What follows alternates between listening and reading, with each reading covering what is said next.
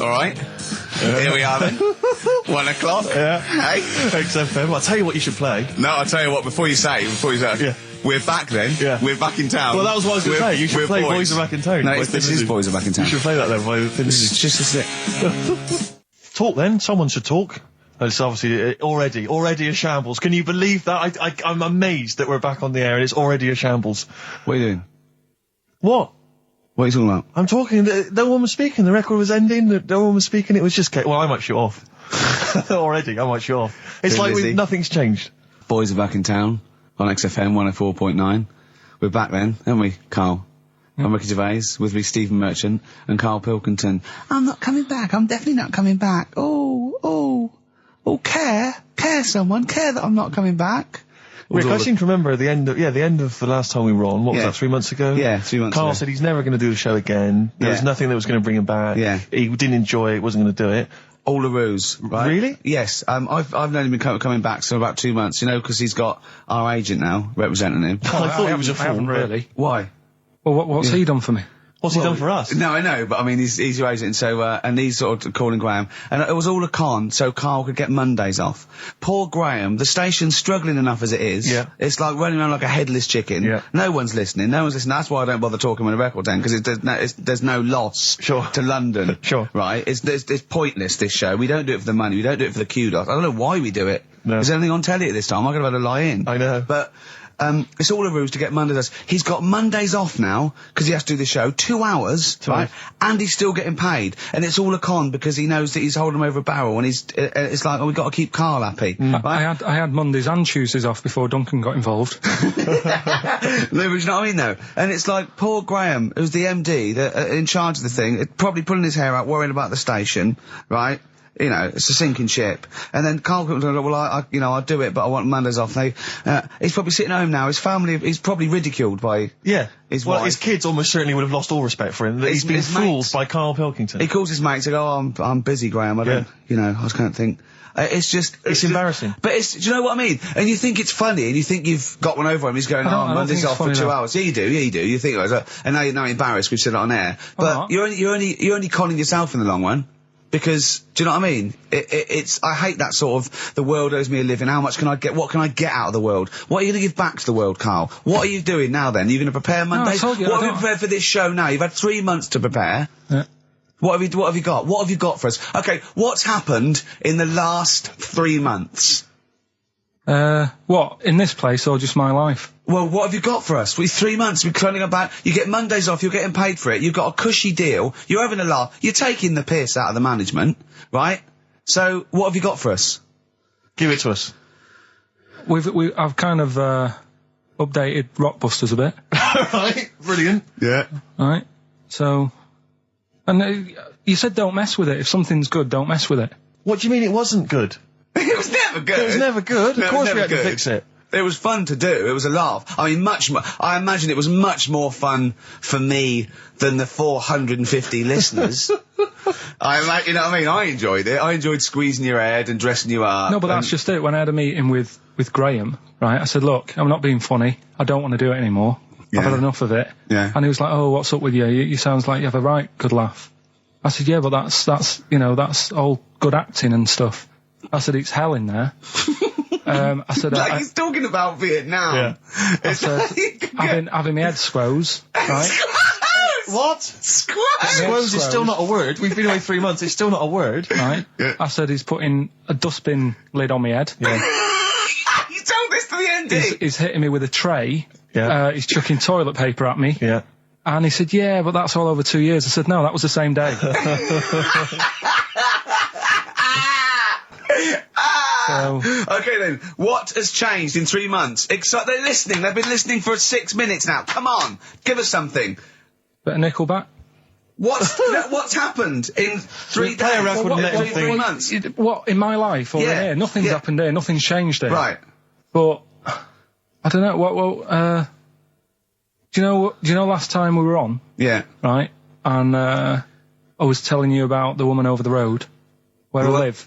The one that walked around naked? There's a woman who walks about the flat naked, This is when Carl was watching a woman naked, then she looked at saw him looking. So what he did, this is the genius he did to get out of this, he pulled his pants down so he was naked too. His girlfriend comes in and goes, Carl, what are you doing? He went, I can't tell you now, but don't look out of the window. Yeah, go on, sorry. That woman, she's bought some blinds.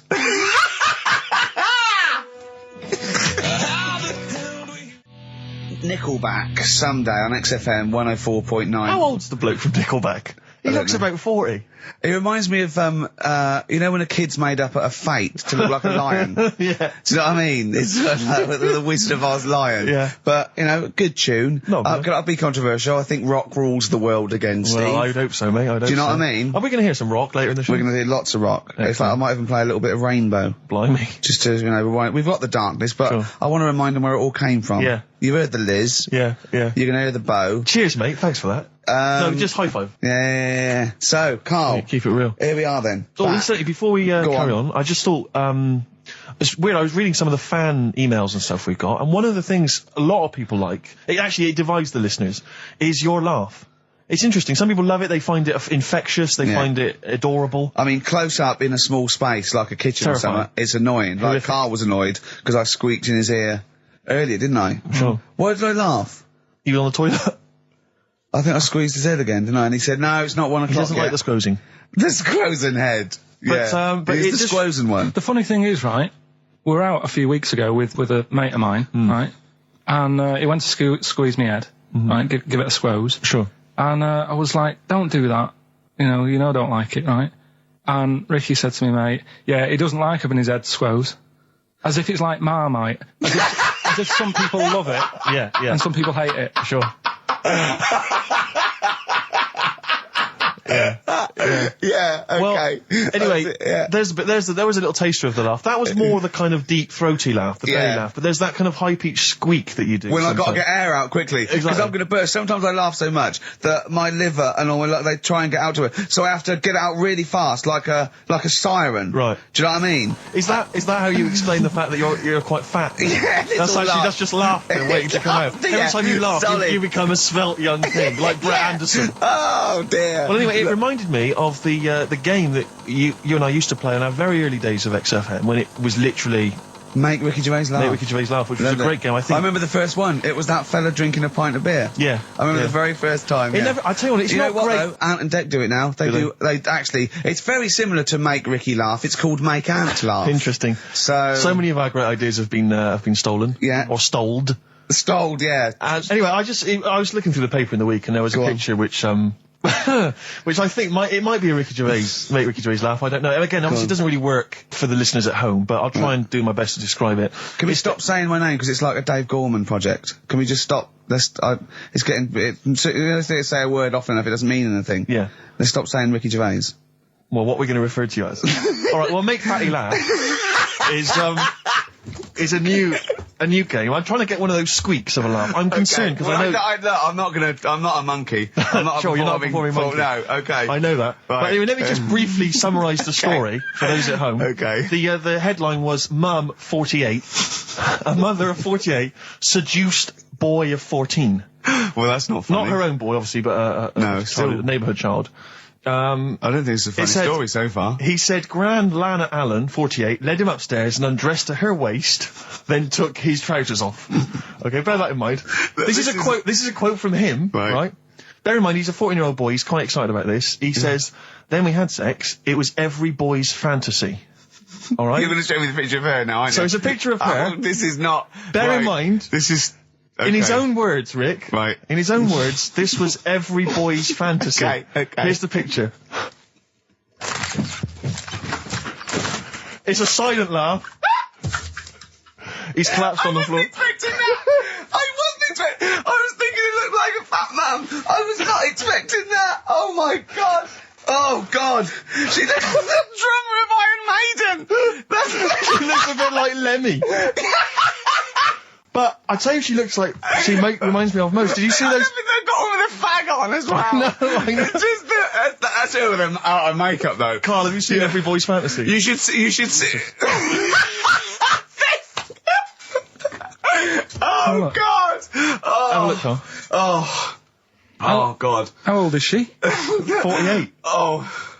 Oh, God. Oh, 48. That's lovely. Nothing wrong with that. I'd say if you don't know if you weren't lucky enough to see the picture, she looks just like the oldest man in the world. His photos on in newspapers and on the web for a while. He was about 135 or something. Carl. Look. It's, Carl's got a theory that Chinese people don't age well. This man was a Chinaman, right? And he was 120 or something. Yeah. Did you see a picture of him? Yeah, he's still alive. No, he's not. No, he's not. He died at 120. So he said 120 or something, but makes you wonder. What makes you wonder? Well, because they don't age well. I think he's using that. He's probably about 37.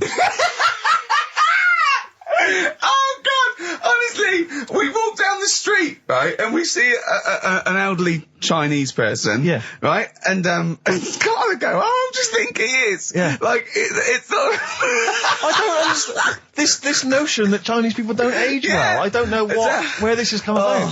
No, I mean, I'm not having a go. No, right? I never want anyone to think I'm like having a go at them. But they are really good looking and they're healthy and that. Till they're about...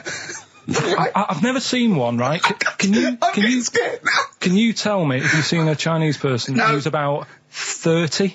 It's either 20 or 50. There's no middle ground. This is what I came back for. This is 2 hours of absolute drivel from the brain of Karl Pilkington. Let me just check something. So the Chinese gentleman who died recently was 130. Your theory is your theory is that he's maybe in his late 30s, early 40s. Yeah. This is an elaborate conspiracy on his part, because obviously whenever they talk about the oldest people in the world, it is always a Chinese person. Yeah. Invariably. They do, yeah. I mean, they seem to win that every year. Go on. So your theory is that in those small backwater villages in China... Ross McWhirter comes to a little village. They go, the Guinness guy's on the way. He goes, well, until recently, the oldest person in the world, how old are you? And they're so embarrassed, because they think they look about 120, they go, 120, they go, really? Yeah, can I have his birth certificate? No. In fact, I think this Chinese bloke it wasn't verified by the conspiracy because he didn't have his papers. Didn't have his papers, no. So... Is this the same one or a different fella? I think it might be the same guy, I'm not sure. Try it on. So there's a huge conspiracy amongst these Chinese villages that every time... When you get to about 50, say you're 70. Because no one will believe us. Well, if you can confirm or deny that, then please email in ricky.gervais@xfm.uk. This is the Racist Show on XFM 104.9. Call in if you're anything less than a little mank. Outcast, Hey Ya, on XFM 104.9, with me, Ricky Gervais, you, Stephen Merchant, GQ Presenters of the Year. Radio Personalities of the Year. It's official. We're the best radio personalities of the year. We got that award sent to us, didn't we? And we did a little thing. But it was only our two names on it. It had your name, Rick, definitely. I remember that. It had my name. And your name. Didn't see Karl Pilkington's name anyway. No. And yet he's the one with the day off and the money and the conning the MD and making him cry at home. Let me just remind... Can I just check that again? So he's made a fool out of the MD. He's made a fool and all the major... Basically all the capital shareholders. About, I'm not sure if I'm coming back or not. I want a day off then. Which is the same day off as his girlfriend gets off. So he's just like walking around, I don't know, Hyde Park, just feeding ducks, when he should be working out what he can do instead of Rockbusters, which is basically Blockbusters with a word changed. Christ's sake. Right. If that's annoyed you, I'll tell you what is really weighing me up. Go on. The last week or so, this postal strike. I tell you, Rick, I have got no sympathy for him. I'd be a scab. I'd be walking through there and I'd be giving him the finger. I'd go, you can intimidate my family. I don't care. I don't care because the post has got to get through. Because I'll tell you what, it's not the fact that, the unions, they could organise a strike. I'm behind that, it's fair enough. But not when it's these wildcats. They're just out there, they're just taking days off, willy-nilly. They're sealing up the post boxes. It's going crazy. Maybe Carl could deliver a few records Monday. Well, I know Carl must be livid because probably his copies of the New Scientist and the Literary Review haven't turned up. So he's in a terrible way. And I got important documents that are supposed to be coming to me. There's nothing. There's hiding a hair of it. And I was cooking last night, and it got me panicked because I was thinking about if this just is going to spread now amongst other organisations and other groups. And you know what? Like a cancer. It was partly because I was cooking. Yeah. But I suddenly become terrified that they might go on strike. Go on. The guys in charge of the potatoes. Oh, anyone involved with potatoes. I had so much mash farmers. last night. I had so much sausage mash at the second helpings that I had to sit on the edge of a seat so my stomach could hang down. I love spuds. Spuds and bread. I could not do without spuds and bread. I feel like maybe I could make my own bread. Spuds, I wouldn't know where to start with a spud. Yeah. And it's like, they're amazing. You can boil them, you can broil them. Yeah. I don't know what broiling is, Nor do but I suspect it's tasty. I don't think it's as good as... I mean, obviously the chipped potato is... For the working classes, it was always on. The chip fat fire was always on in my household. The ceiling, the death trap fire, polystyrene ceiling was yellow. Exactly. Come Wednesday in our house. Yeah. And, always had chips. Because all I remember hearing, if I think back to my childhood, all I remember was, gotta stop and get some potatoes, or phone your dad, tell him to get some potatoes. Well, that was your job, wasn't it? Carl? The potatoes. Yeah. I mean, genuinely, it does concern me because what did you have to do? Didn't you have to fill a diary out for your teacher? Do you know when you're at school? I don't know if you do the same thing, but you get like a little red book, right? And every night, I think it was a way of the teachers sort of keeping an eye on you. So if you went out robbing, if you wrote it in your diary, they'd go what you're playing at. Sure. Right? So you'd have to write down what you did every night. Yeah. But I didn't get up to that much at that point. Sure. I used to just go on my errands. Yeah. And it was my job to like... I haven't had errand since the 70s. Nice to hear that. I went to U-Phase, right, the little local supermarket. Yeah. And I got... what's it called? Euthanasia? What? I did... U-Phase. U-Phase. U-Phase. Yeah. H-U-G-H. U-Phase. Oh, Hugh Phase is his name, right. Yeah. And I just had to get like a bag of potatoes. Of course you did, yeah. And a loaf. Staple. So I used to put that in my diary every day, and it got to a point when like even the teachers were like, just make something up. Yeah. Stop putting the same thing in. Start joyriding or something. Live. I remember when Jane was little, she was at school, I think it was about 10 or something, like, do a project over the week, and they were given a big list, like a list of 100 animals that they had to tick when they saw one that week. And the teacher knew she cheated because she ticked beaver. So she was trying to win and get it, but she knew, unless it was Susie Dibblethwaite's beaver. I know the school slut. I don't know, maybe. I don't know. But, so, it feels like the potato people have got me over a barrel.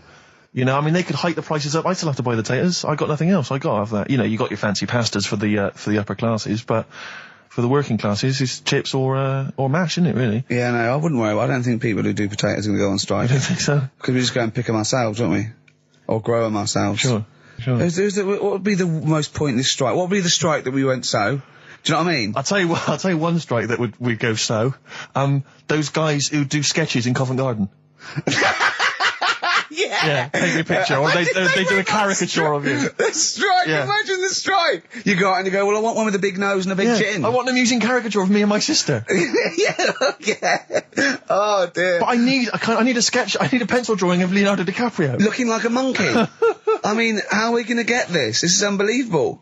Yeah. I'll tell you also, the strikes that have no effect. What? Those, people in nightclub toilets. Who just, kind of there, they got the Lynx deodorant sprays. Oh, no, quite controversial at the moment with the Tweedy case. Oh, the Cheryl Tweedy case. Do you know what I mean? Sure, I got some thoughts on that, actually. Like what? Or maybe we play a record, I'll share my thoughts on. Well, coming up, some Steve Merchant thoughts on the Cheryl Tweedy case. XFM 104.9. Some R.E.M., Rick? What's the frequency, Kenneth? What's the frequency, Kenneth? I'll tell you, it's 104.9 XFM. I'm Ricky Gervais with me, Steve Merchant, and Karl Pilkington. Karl, the user Pilkington. Just takes. Takes. Destroyed a man. Over to you, Steve. You should talk like that more. It's cool and sexy. Thank you. I make it clear now, I do not condone in any way, shape or form what Cheryl Tweedy did. But I have to say, they wind me up. By they, you mean toilet attendants? Yes. Right. Yeah, not Pop Idol winners. That's what I thought you meant, yeah. So, go on. But, because I'll tell you what it is, you go into a club or pubs, or big friendly pubs, you go in there, and there's the toilet attendant in there. He's got his little display of, aftershaves, sprays, some sweets maybe, whatever it might, maybe a lollipop. Maybe a lollipop. And, alright, I don't know if I assume they're not employed by the club. I'm assuming the club's we've got the DJ, we've got the bar staff. Wait a minute, we need a guy to irritate you. When the manager walks in, do they hide? Well, this is it. I don't know if it's a guy who's just like... Is it like busking? Yeah, he snuck in.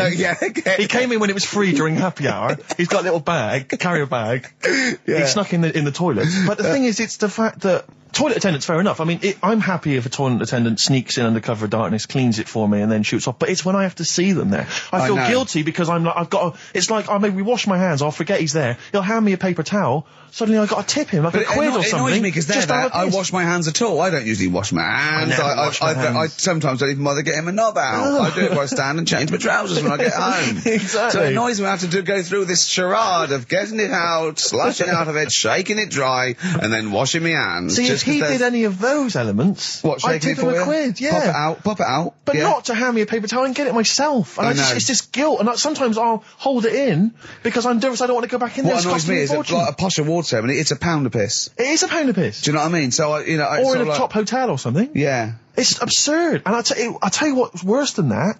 I know that he's doing it because he's got to feed his kids, but it's the fact that I've got to look him in the eye.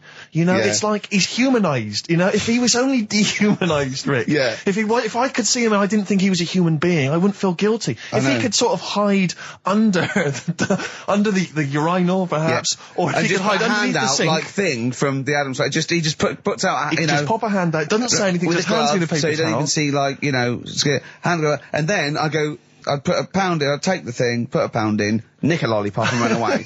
No aggro. Exactly. It's the fact I've got to see them and I feel guilty because, you know, I'm on the radio, I've got a cushy life. I know. Here's a guy who's just trying to make ends meet. It makes me feel bad, it ruins my evening. Yeah. I'm just pleading for them. Can they not do it anymore? Can they maybe get a job, illegal mini cabin or something? Please. Born Again, Star Sailor on XFM 104.9. We're back. It's the 1st November. Ricky Gervais, Steve Merchant, Karl Pilkington. It's the same old email address if people want to get in touch. ricky.gervais@xfm.co.uk. We've had a couple of emails, Rick. Someone, actually Ian, he's emailed in. He said that because of the blinking postman, it's his wife's birthday today. She's had no cards or presents because, presumably because she's got no friends, but also because of the postal strike. But you won't be able to use that excuse for Suzanne's birthday again because she knows that the postal strike won't be on around that time. All right, Carl. So. But anyway, so would you just say happy birthday to Tracy? Have those condoms run out yet that you got for Christmas? Carl? I've still got them. Have you? Just say happy birthday to Tracy. Happy birthday, Tracy. Happy. And hello to Aidan, who's phoned in to let us know he's actually listening in Northern Ireland. Oh, so we've gone international. Sure. Now there's also a questionnaire has been sent in by Ruth Chamberlain at Cordwainers College. Cordwainers College seems a weird.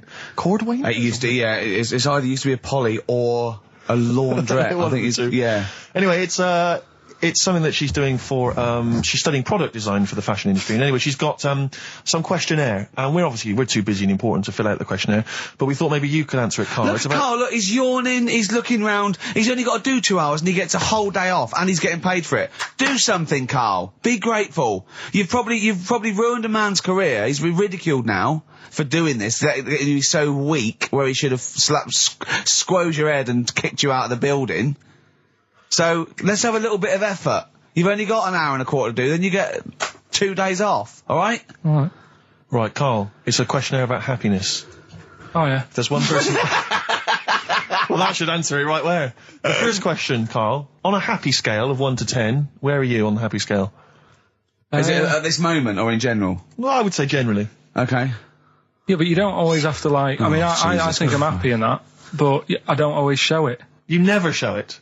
No, but it doesn't mean I'm not happy in that. Like, I'm alright at the moment. I'd say I'm probably on about an 8. I was probably on about a 9 when I woke up, right? And then, sort of fell out with Suzanne over a haircut. Yeah. Right? She went for a haircut and came back with something that I didn't like. Sorry, what did you say? So when your girlfriend walked to the door, she had her hair done, you said, I don't like it, alright? She could tell by the look on my face. But don't you say, no, I'm happy with it, I just can't tell. I'm loving it. Because then she won't have it done again. Oh, Carl, I just cannot get over you. I really can't. No, but you haven't seen it. Right? Oh, So then I was fed up, but then I thought... Sorry, what authority have you got to talk about haircuts? Yeah, you had officially from a barber in Manchester above a railway station in a shack, it was £2 a cut, told you had the hair of a Chinaman. Well, you wish you had the hair of a Chinaman now, you got no hair. You're a little bald man with your mouth open, so don't... Is she listening to this, Suzanne? Sitting at home with a woolly hat on? I don't know. Well, she knows now, doesn't she? What did you say? What did you do about it, though? I just said you look like someone out of Slade. Interestingly, that's what I look for in a girlfriend. Oh, God. Which one, Slade? That one with the funny hair. Not Dave Hill. Yeah. The one with the crooked fringe and the goofy... She had her teeth done as well, did she? She had 2 front teeth put in. Dumper. So anyway, So prior to that, you're on a 9. Then you saw the haircut, you're on an 8. Yeah. Yeah. And now then, what you're on? I'm probably on about a 6 at the moment. Why? What's happened? Well, while Star Sailor was on, bit more head squeezing going on. So, yeah, about a 5 or 6. So generally speaking, what would you say you are? About 4. You're on a 4. Alright. What would you give someone who wasn't very happy? What would you give them? What are you thinking, Carl? Depends why they're not happy. They're low, okay, so what would you give them? I mean, yeah, depends, doesn't it? If it's someone who's just lost their arms and legs in an accident, you don't give them a lollipop. Sure, or some mittens. Yeah. You give them a hat. Yeah. Yeah. And dare I say it, a smile. A skateboard. Yeah. Yeah. I don't know. You don't know. You got to answer the question. Alright, so hang on, let's assume that you've upset your girlfriend because you slagged off her haircut. What are you going to do now to feel go and make her happy? How are you going to cheer her up? And not buy her a baseball cap.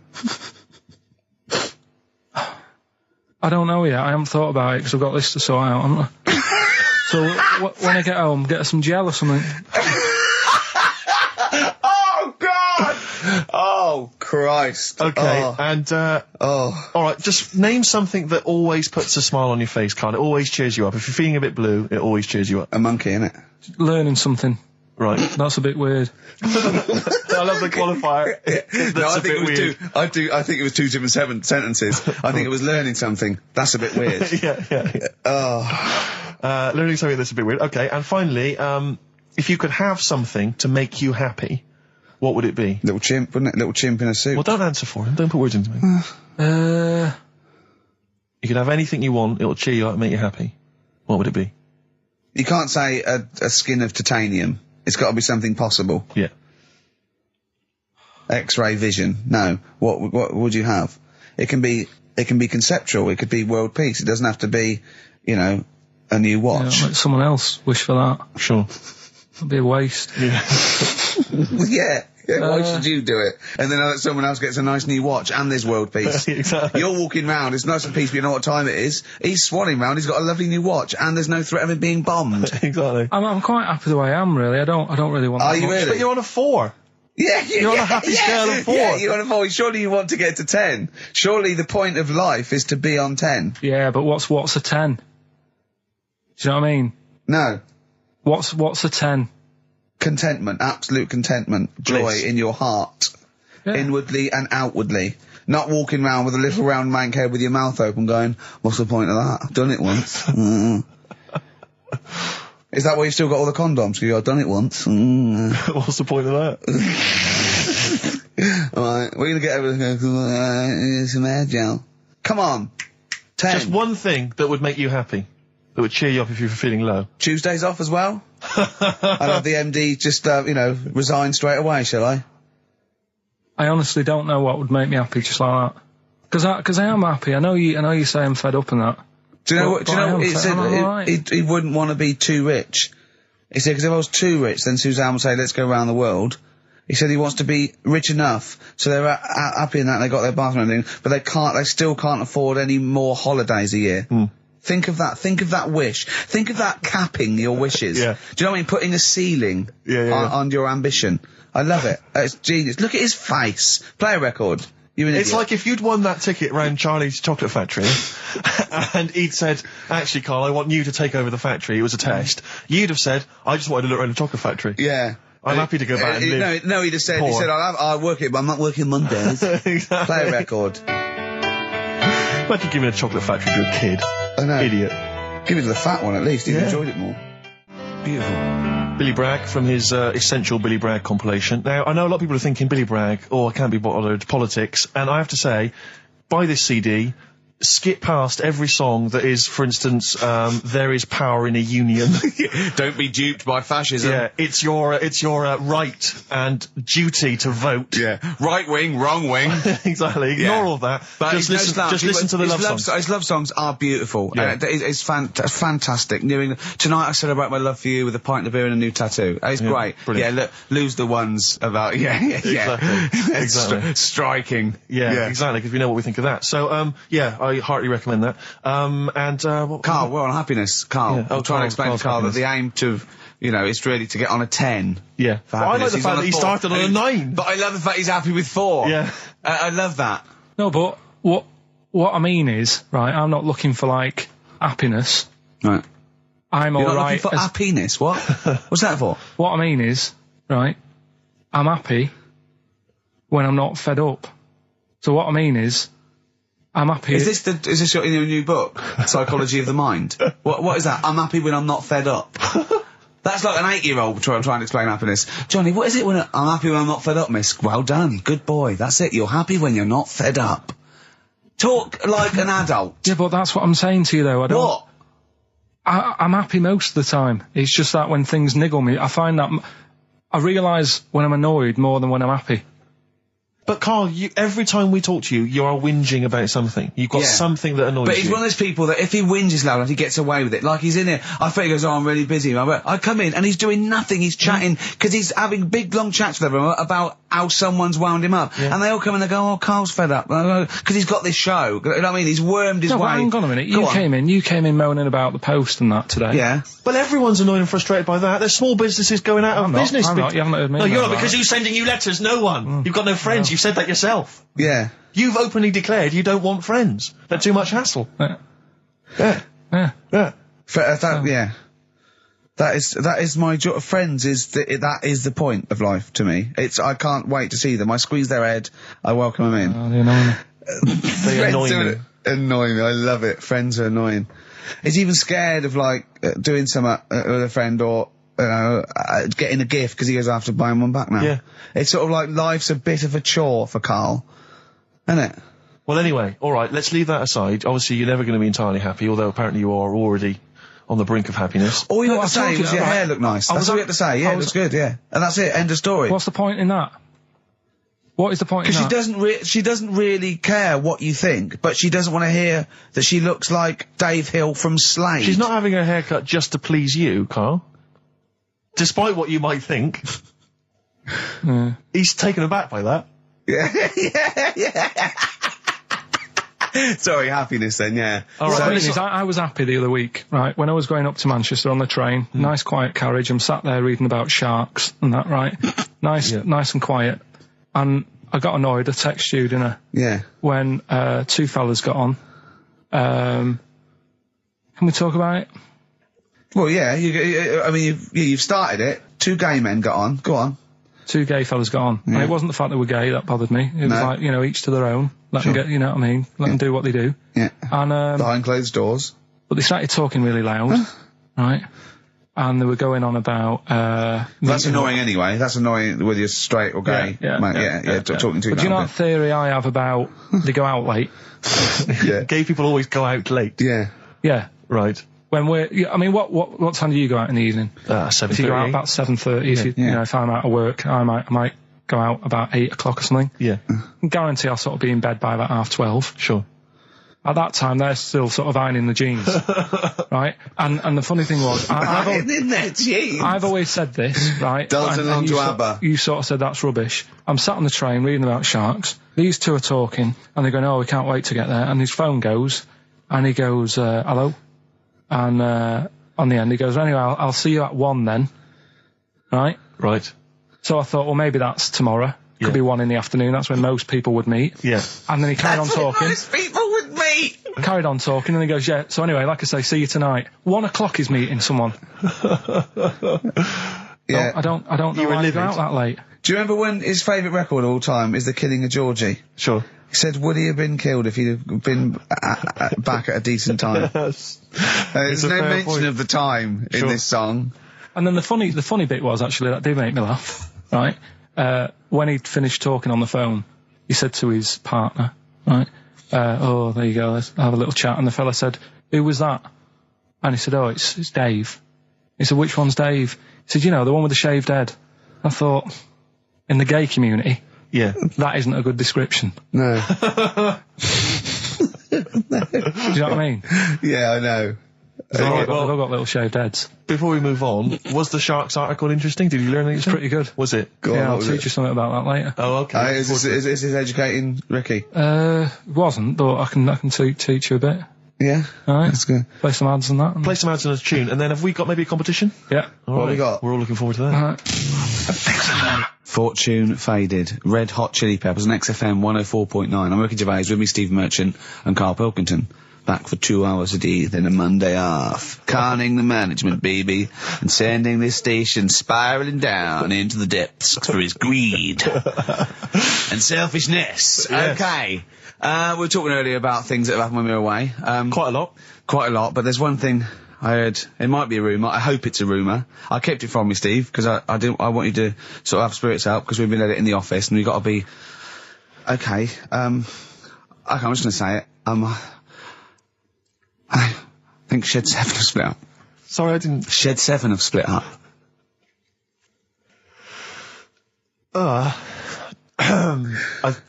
think I got something in my eye. It's just a bit dusty now, I think. So, okay, if it's true, it's true. If not, at least we got their music. Their music didn't. The music lives on. So we're going to dedicate this show to Shed 7 and all the bands they influenced. So we're just going to play... Just every artist that formed a band after they'd heard Shed 7. Just play them from now on, and obviously all the hits, the Shed 7 hits. When I saw this, I saw it on a website. It said about, is it true Shed 7 has split up? And the next, one of those dorky message boards, someone came on and said, you are joking.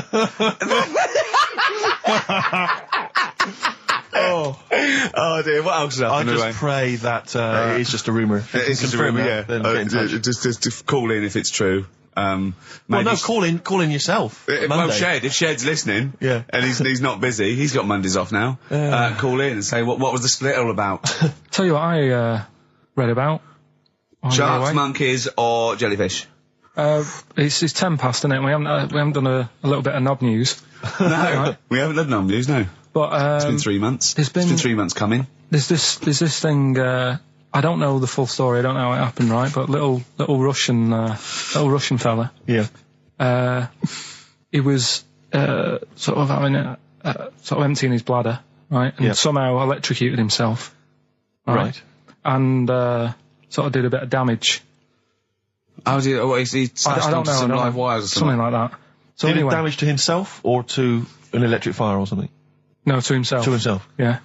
And so the doctor didn't slip and took curling tongs went up his arse when he was pissed, because that's happened a lot. In yeah, we've all been there. We've all shoved the old curling tongs up the arse when having a piss. Right.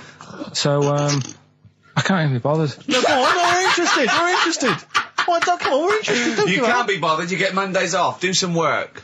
All right. So anyway, so the doctor says, "Oh, it's not looking good. We'll have to take that off." What? And he's like, Novectomy. Yeah. Really? But the funny thing is, right? Nothing funny about that. They've done. You're doing me head in. Just tell the story. Just doing me head in. Oh, you can chill out on Monday. I've only got 15 minutes, but I'm going to talk to you every Saturday. I'm going to get the money's worth out of this, because you get Mondays off, and I can't bear the fact someone getting away with something like that, because it's terrible. So you're going to stick this out, or you're going to have to work Mondays. So take it on the chin, right? Okay. Just finish the story. Yes. I command you. Just do it. Anyway, so they said, he said, you know, will you be able to sort me a little knob out? A prosthetic cock. Yeah. But they put him out for the operation. Yeah. He woke up. Yeah. Right, and he's thinking, oh, thank God that's over and done with. Yeah. They've only grown it on his arm. What are you talking about? You twat. Shut the you're an idiot. What do you mean they've grown it on his arm? Apparently, like, that's the way they do it. Oh, yeah, but to then put it on, that wasn't a mistake. It wasn't doctor going, did it go there? Some bloke I didn't do a degree. Are you a real doctor? Yeah, yeah. No, but why put it there? Because it's got to grow, it's got a graft there, so they can control it. To skin tissue. But on your arm. Well, but they're going to remove it from the arm itself. What do you mean on the back? On your back. Somewhere, well, we can't wear a t-shirt. Yeah, but you could have He's in hospital. But this way he can still have a little tug, can't he? But they'll leave it there for quite a bit. It's not... Do you know what I mean? It's not going to be like, oh, it's just there for a few days. Yeah. It's there for a bit. That's not good, is it? So he's got a cock on his arm? Yeah, what's up with that? What do you mean, what's up with that? Well, I mean, we could say it's a thumb or something, couldn't he? Yeah. But they remove it. Be good for hitching. Down below later. If you had a knob instead of a thumb and you went hitchhiking, just tickle it, and they can see it like a mile down the road, couldn't they? Posting. Yeah. If I'd lost my knob, I'd go, oh, I'm not going to have all that stuff. Just whack a pair of tits on me. Do you know what I mean? I think, oh, just forget it. But why not just put it where it should be straight away instead of messing about? Where should it be straight away? You know. On the forehead. Listen, are we doing a competition? Let's play a tune. Carl, you can't be bothered. Right, okay, we're going to scrap this and you're going to work Mondays again. Since You've Been Gone by Rainbow on XFM 104.9. Well, it's what the Londoners have been waiting for. It's Rockbusters, isn't it, Carl? Well, it's not Rockbusters. It's something we've done. It's a bit like Rockbusters, but it's been tweaked. Brilliant. Right? So remember that it's done with sound effects and that. Oh God! Really? What do you mean? All right, come on. Right, remember this one? We tried it before. Hold on, wait a minute. There'll be headphones on, right? Oh, wait a minute. And this is one you've done in the past. This is not the competition. This is not the competition, but I said, like, what song is this? Right. Smack my bitch up, yeah. Brilliant. Smack my bitch up. Yeah. Right. So it's kind of that, but rather than just doing songs, it's that film or song sounds good. You know, when you do these things, you can't do them in the week. You've got to do them either Saturdays or Mondays. Yeah, I do, yeah.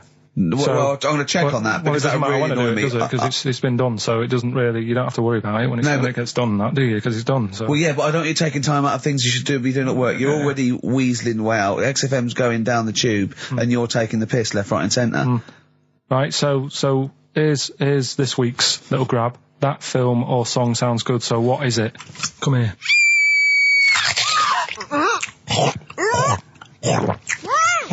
I'm well happy now I've had that. What? Right?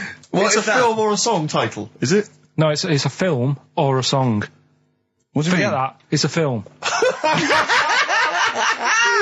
What are you talking about? That must have taken you 3 minutes. I didn't do it on a Tuesday, though, because that's cut into precious time. Have you seen how long a trial takes him? About 30 minutes. Sorry, let's just concentrate for a second. Okay, right. This is a film, This is a film title. The title of a film. Yeah. Play it again. Come here.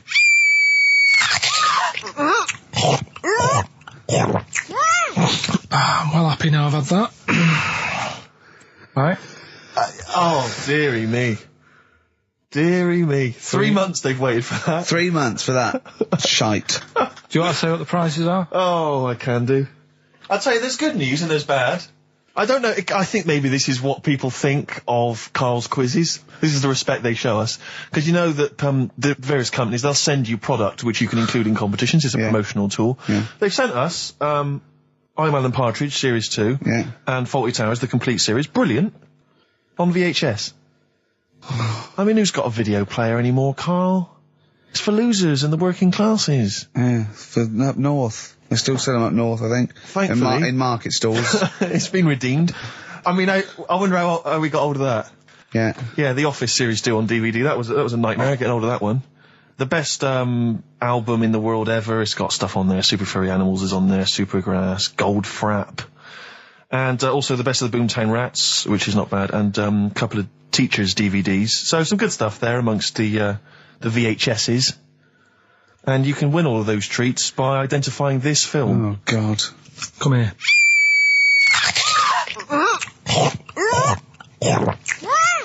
I'm well happy now I've had that. Email only, we don't want to actually speak to you. Ricky.gervais@xfm.co.uk. I'm sorry if that's brought you down, it's made us feel Can bad. I just say something? What's the phone number, Carl? 08700 800 1234. 08700 800 1234. Call up for no reason, because I want Carl to answer the phone. He hates doing it. So call up and talk to Carl. Ask him anything you want, just talk to him. Okay? Right, answer the phone, they're going mad. Big Sir on XFM 104.9. He's so annoyed that he had to answer all those calls. Why did you like it? We're wasting time, aren't we? That's your listenership. No. They want to speak to you. No, that's nice and everything, that people call up. Yeah. But we should be concentrating on what we're doing. Yeah, well, but I do this show to annoy you.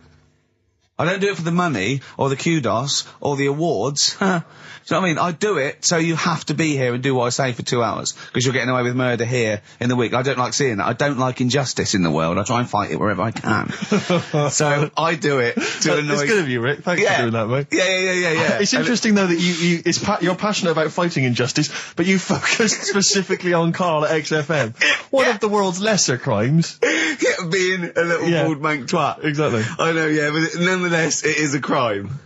Look at it, look, he's got his head down like one of those, one of those chimps that have, like, lost their mate in London Zoo. He just sits there like, a broken animal. Karl, what are you thinking? Where are you on the happiness scale now, of 1 to 10? Karl? On about a 3. Go on, Steve, what are you going to do? Well, we were talking earlier about stuff that happened while we've been away. We don't talk I haven't been this upset since Skunk and Nancy broke up. Yeah, I know. Cheryl Tweedy. Tweedster. We've done that. We've done the Tweedster. Well, of course, the war. Is that all done and dusted now? I think it's pretty much over. I think we've sorted that out. Okay, good. What annoys me is people going at Tony Blair and Bush, right, for like bombing stuff and all that. But my point is this, right? Those bombs have all been bought and paid for. Yeah, you, the taxpayer, they're yours. And I'm not a scientist, but I think bombs go off. I think so. And if you don't use them, you lose them.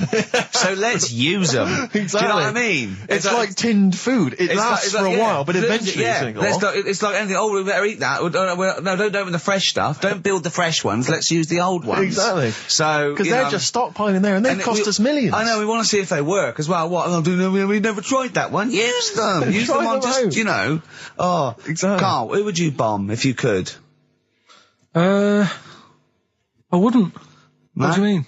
Well, imagine you could bomb a country. You're not actually going to bomb them, but you're just going to frighten them. Just going to put the frighteners on them. Frighten them, yeah. You're just going to go, I'm going to bomb you, and then obviously... And they'll go running, hiding under tin shelters and that. Yeah. Ricky's house? No, come on. What country? No, what country? I wouldn't. Honestly, no one sort of makes me fed up or anything. No one makes you fed up? Not enough that I want to bomb a place. You're not actually going to bomb them. I wouldn't get involved. I just say, let someone else do it. Sure. Typical, isn't it? What about you, Rick? I got a list here. Do you know who I'd threaten? Go on. The Swiss. Oh, they've had it easy. They've always had it easy. They've always chicken out. It's that equivalent of having Mondays off. Exactly. Like, we don't want to fight. Exactly. You can both walk through it. You know what I mean? Yeah. We're a carpet. Exactly. While we're busy sorting out fascism. Yeah. Or Osama bin Laden. They're just chilling out. They're holding ours and Hitler's coat. Exactly. Do you know what I mean? Little weed. Yeah. Both turned on them. Yeah. And I'll tell you who else. This will just frighten them up. Just shake up a bit. Iceland. They've had it easy. Because they have stayed out of everything. They have not been involved in anything, as far as I can tell. But you don't have to bomb them, do you? Eskimos, they've never been involved in anything. I know, but don't bomb them, just pour hot water on their igloos. Exactly. Just send a plane over with warm water. With a big flask. Yeah. No, just to shake things up a bit, just to keep them on their toes, that's all it is. Why would you live there? If you could choose, I have no idea. If you're an Eskimo and you're born, little baby, you grow up and you go, what? I'm sorry, I'm eating ice and fish for the rest of my life. Well, fair enough. Having a laugh. Fair enough, like years and years ago. But now, presumably, they're aware of the proper house and the fact you can live in, say, Somerset or the south of France. I know, but it's like, haven't they learned? It's sort of like, they haven't even got, they're not even on as good a thing as the North American Indians. Now they're sort of pierced up. They got smoking fags. They live in lovely little cages. They're all brought to their little village. They're having a whale of the time. They don't have to go hunting anymore and killing buffalo. And the same with the Eskimos. Let's get them some beer and fags down there. Knock the igloos down. Build them some lovely little semis or like... Or just a little kind of trailer or a caravanette or something like that. It's got to be better. It's got to be preferable. I know. Some of them now have got TVs built in, Rick. I know. And showers. Yeah, they've got cable and stuff, have they? Yeah. Or is there one sort of Icelandic channel? Get satellite or whatever, wouldn't you? Magnus Magnusson. Yeah, exactly. Probably doing... There's loads of Mastermind reruns. Yeah. And Pingu.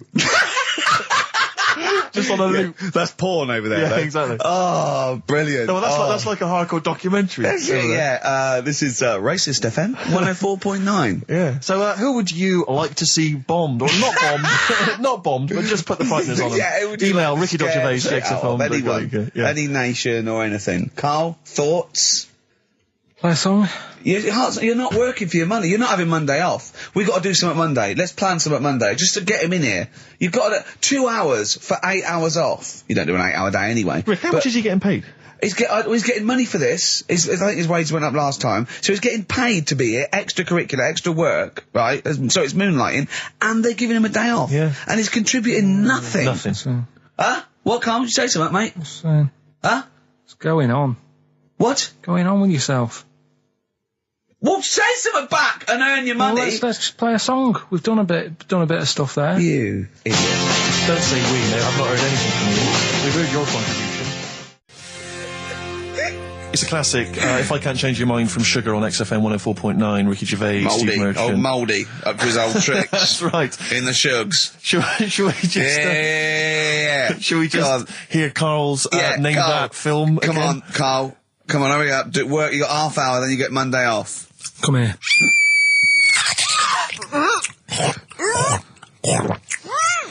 I'm well happy now I've had that.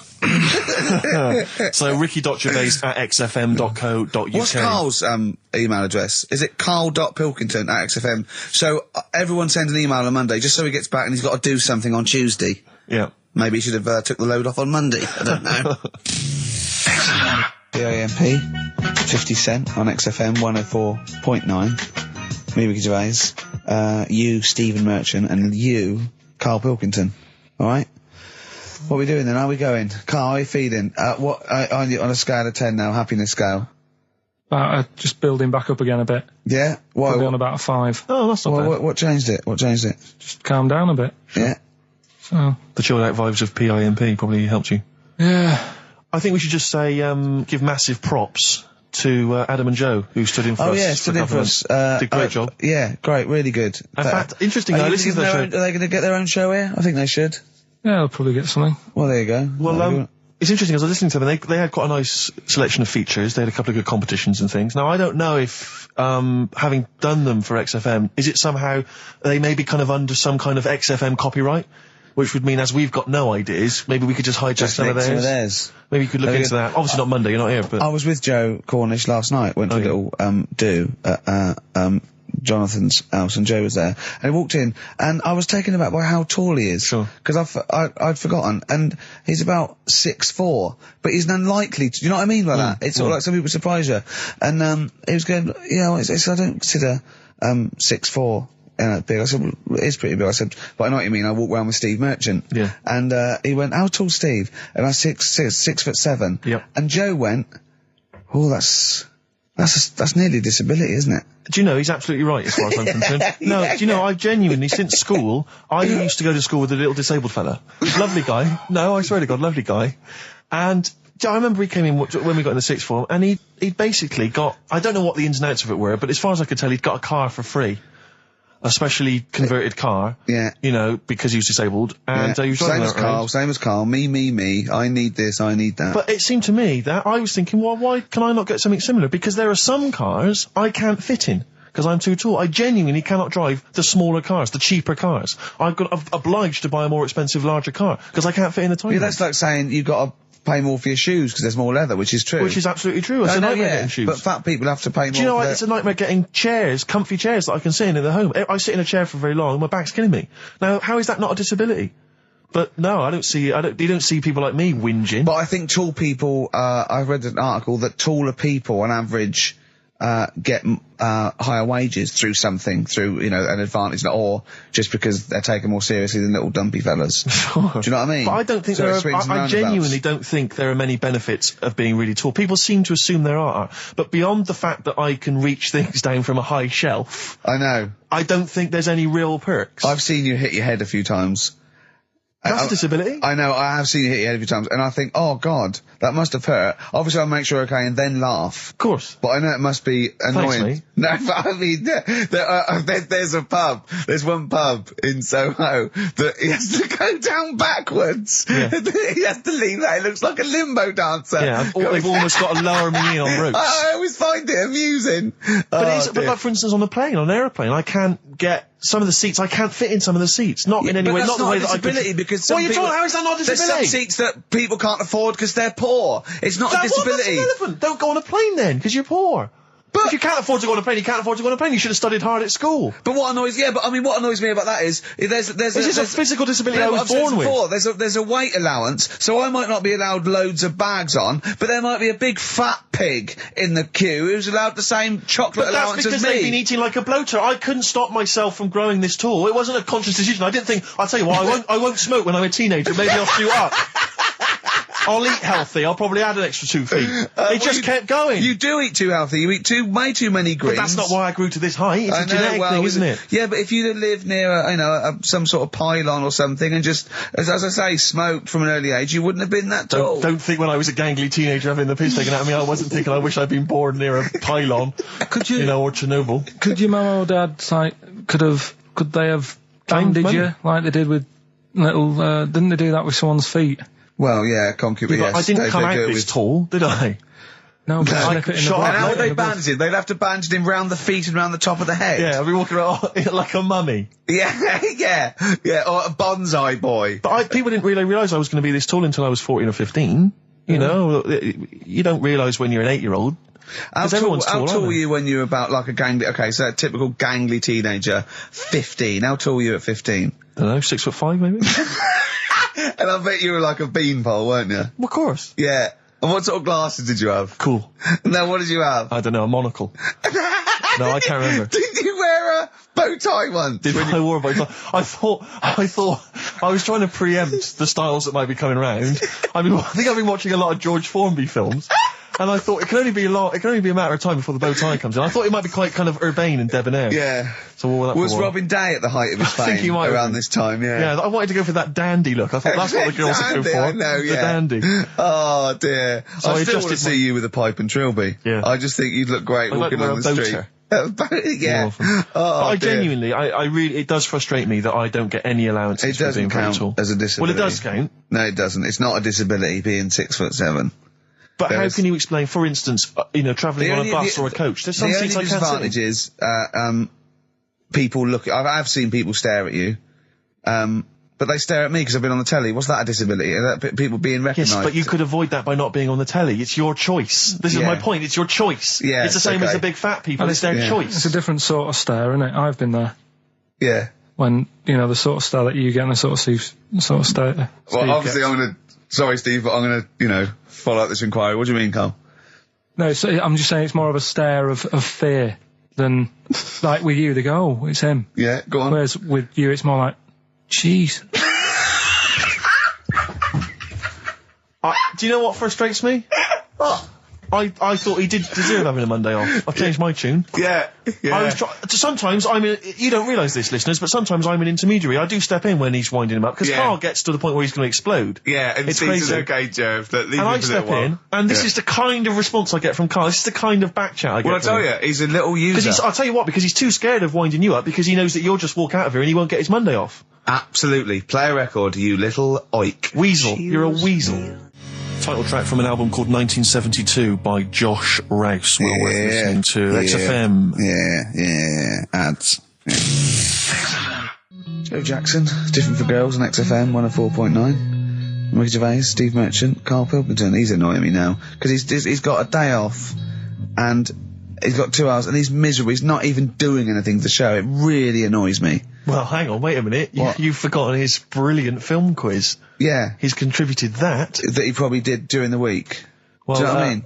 What, are you going to change your attitude, Carl, or what? Or should we just, not bother with this show? Told you. What? Don't annoy me and you'll get the best out of me.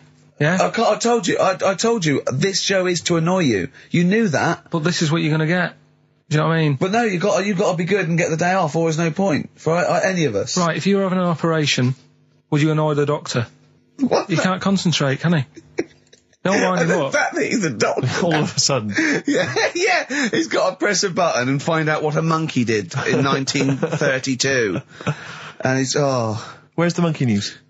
It's been a bit quiet, hasn't it? I've been... What, in the last 3 months? Okay, there was something that I found last week about one that was in an old people's home. It escaped from some zoo. It was wandering about. It was enjoying itself, and then when it got to the night time, it was like, oh, what am I going to do? And the first place it came across was like this old people's home. Yeah. Went in there, I think it was there for about a week and a half without anyone realising. No, it did. No, so the helpers and the nurses and the social workers and the matrons and all that, they thought, well, Mr. Sanders looks a bit hairy. But I mean, that happens, you know, it comes out your ear and your nose when you get to about 70. And he stooped over, yeah, of course he has. He got bow legs, yeah. And he eats more fruit, of course he does. Well, that's when they realised. Why? Because someone in the kitchen said, hang on a minute, getting through more bananas than we normally get. Well, sure. Do the competition. Do the one thing you've done this week, probably in their time again. You're getting paid for it. You're having Mondays off. Yeah, and you're not into it, so that waste of time. That film sounds good. It was like this. Yeah, okay. Come here.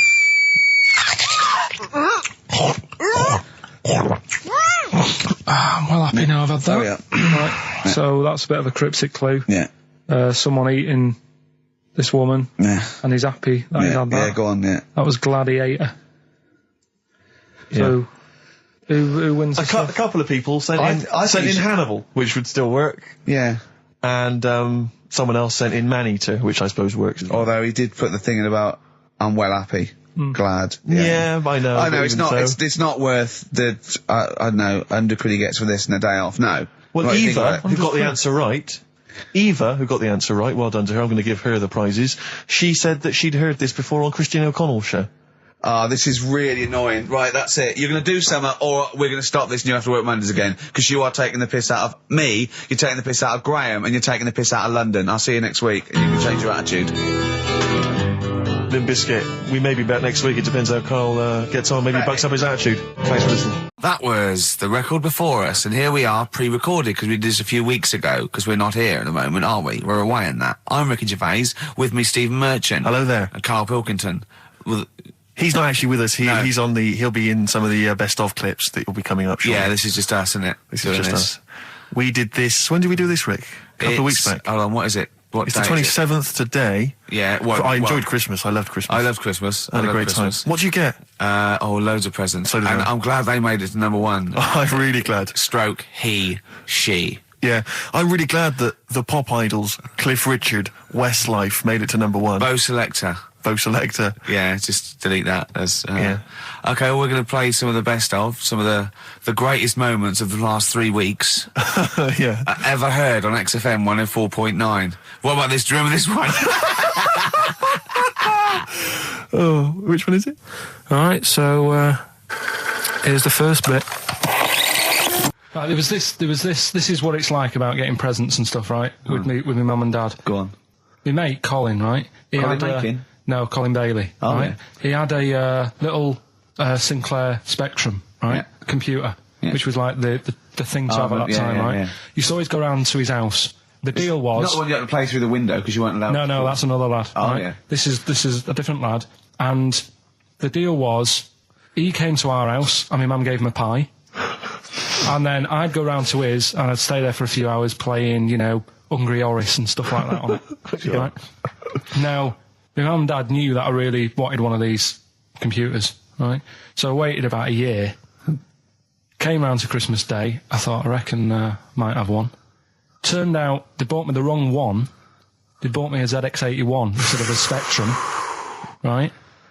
And Christmas Day, I'm there trying to load the games up. It's not working. I'm thinking, what's wrong, right? And the thing with me, when I was a kid, I used to get quite sort of agitated. This is the moment, right? I found out that it needed a RAM pack to make it work, right? Looking in the thing and it's saying, and make sure you put your RAM pack in the back. And I was like, oh, where's the RAM pack? And my dad's going, I don't know, I've got you the main bit. That's it. So I was that wound up, I just was sick, right?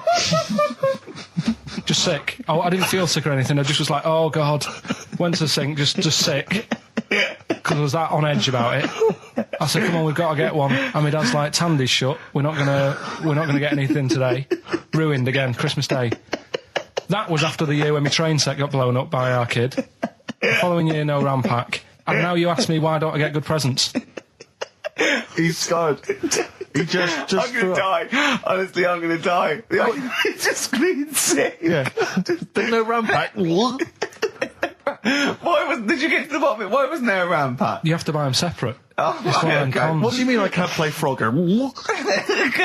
Oh, no. So, wasn't there another incident when you threw up? Spontaneously threw up? Through sheer anxiety?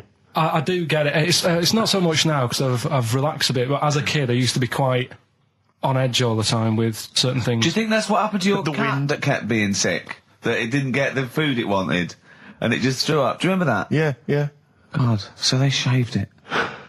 No, like, again, I spoke to you in the week, and I had much better things, like when I tell you about Brian Blessed climbing Everest, and for some reason it made him, it played havoc with his belly, and he followed through, and he had to clean up. Shut himself? Yeah, using ice and snow. Why are you telling me that Brian Blessed... in what way is telling me that Brian Blessed shit himself once in any way educational?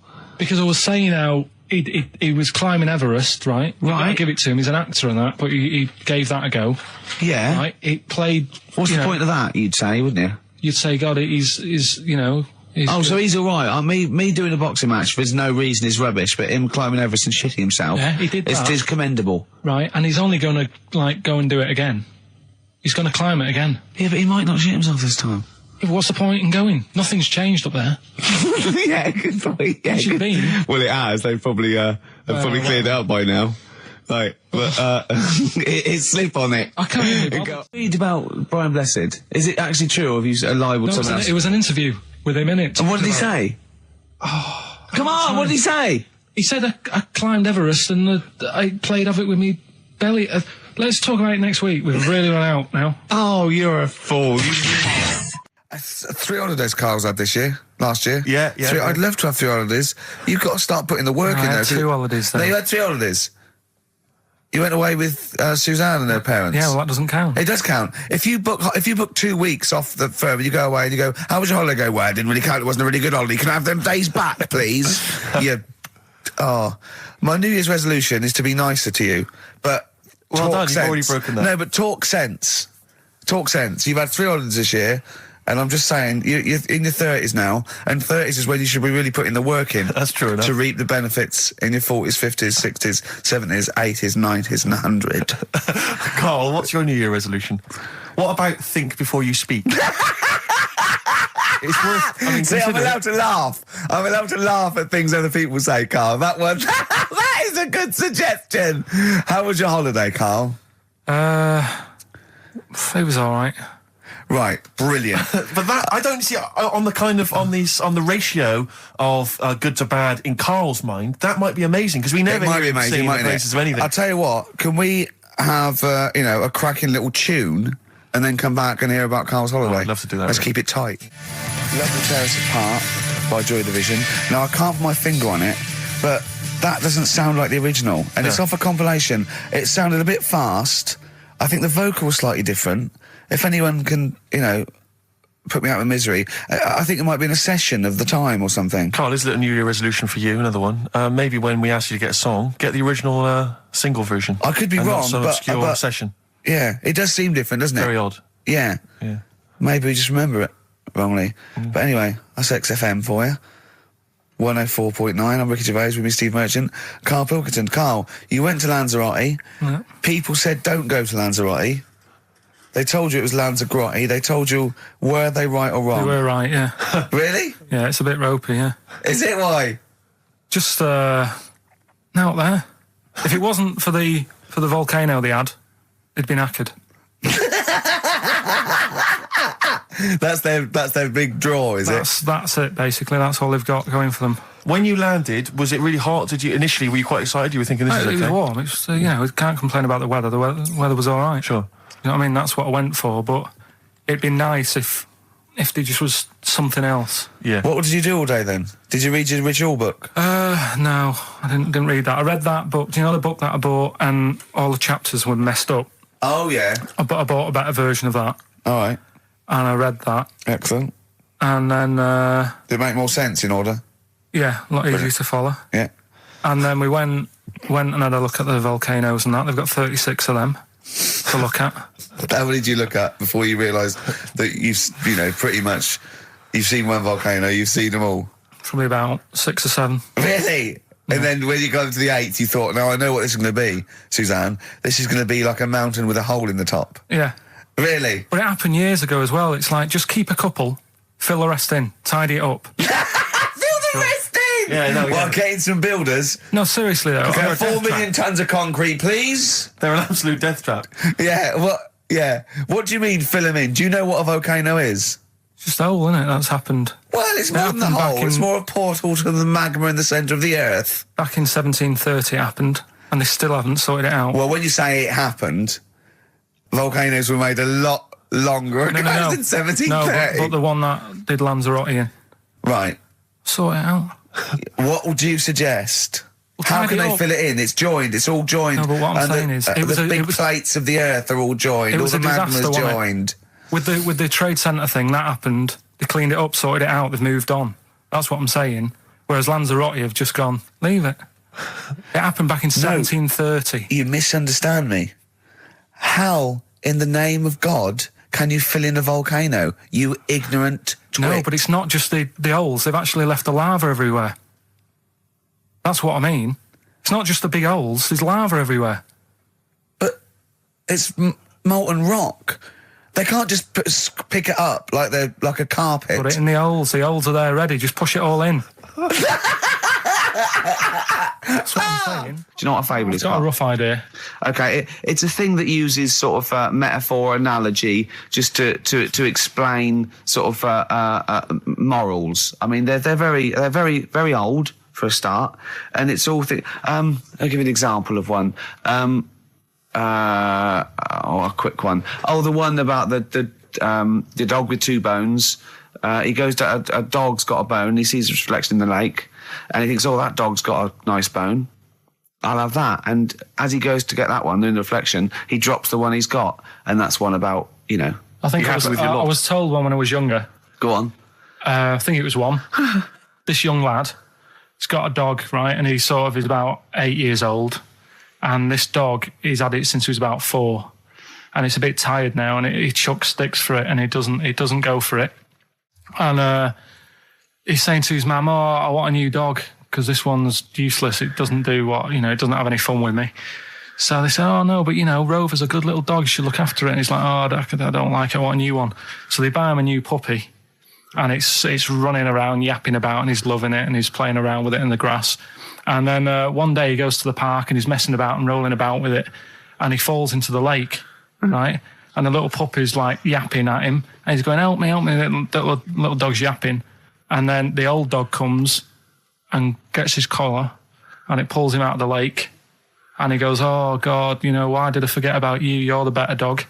And he loved that one again rather than the puppy. I got a feeling that was Lassie. Well, yeah, that was an episode of Lassie. What's the moral? What's the moral there, Carl? What's that telling? What's that explaining through analogy? Sort of, don't forget the old. Look after old people. I remember there was one I heard once about a young boy who got trapped in a lake inside a cage. But he loved his trainers so much he wasn't going to get them wet. But even though he had to get out there, and even though he thought that was the important thing because it's material value, he actually drowned, and the trainers were no good to him then. That was Bowie and Waterloo Sunset. Love that. Love the original. Love Bowie. Bowie was my gig of the year. These are my singles of the year. These are our clips of the year. I'm Ricky Gervais, with me Stephen Merchant. We're just picking some lovely little bits and pieces. Do you remember when we talked about this?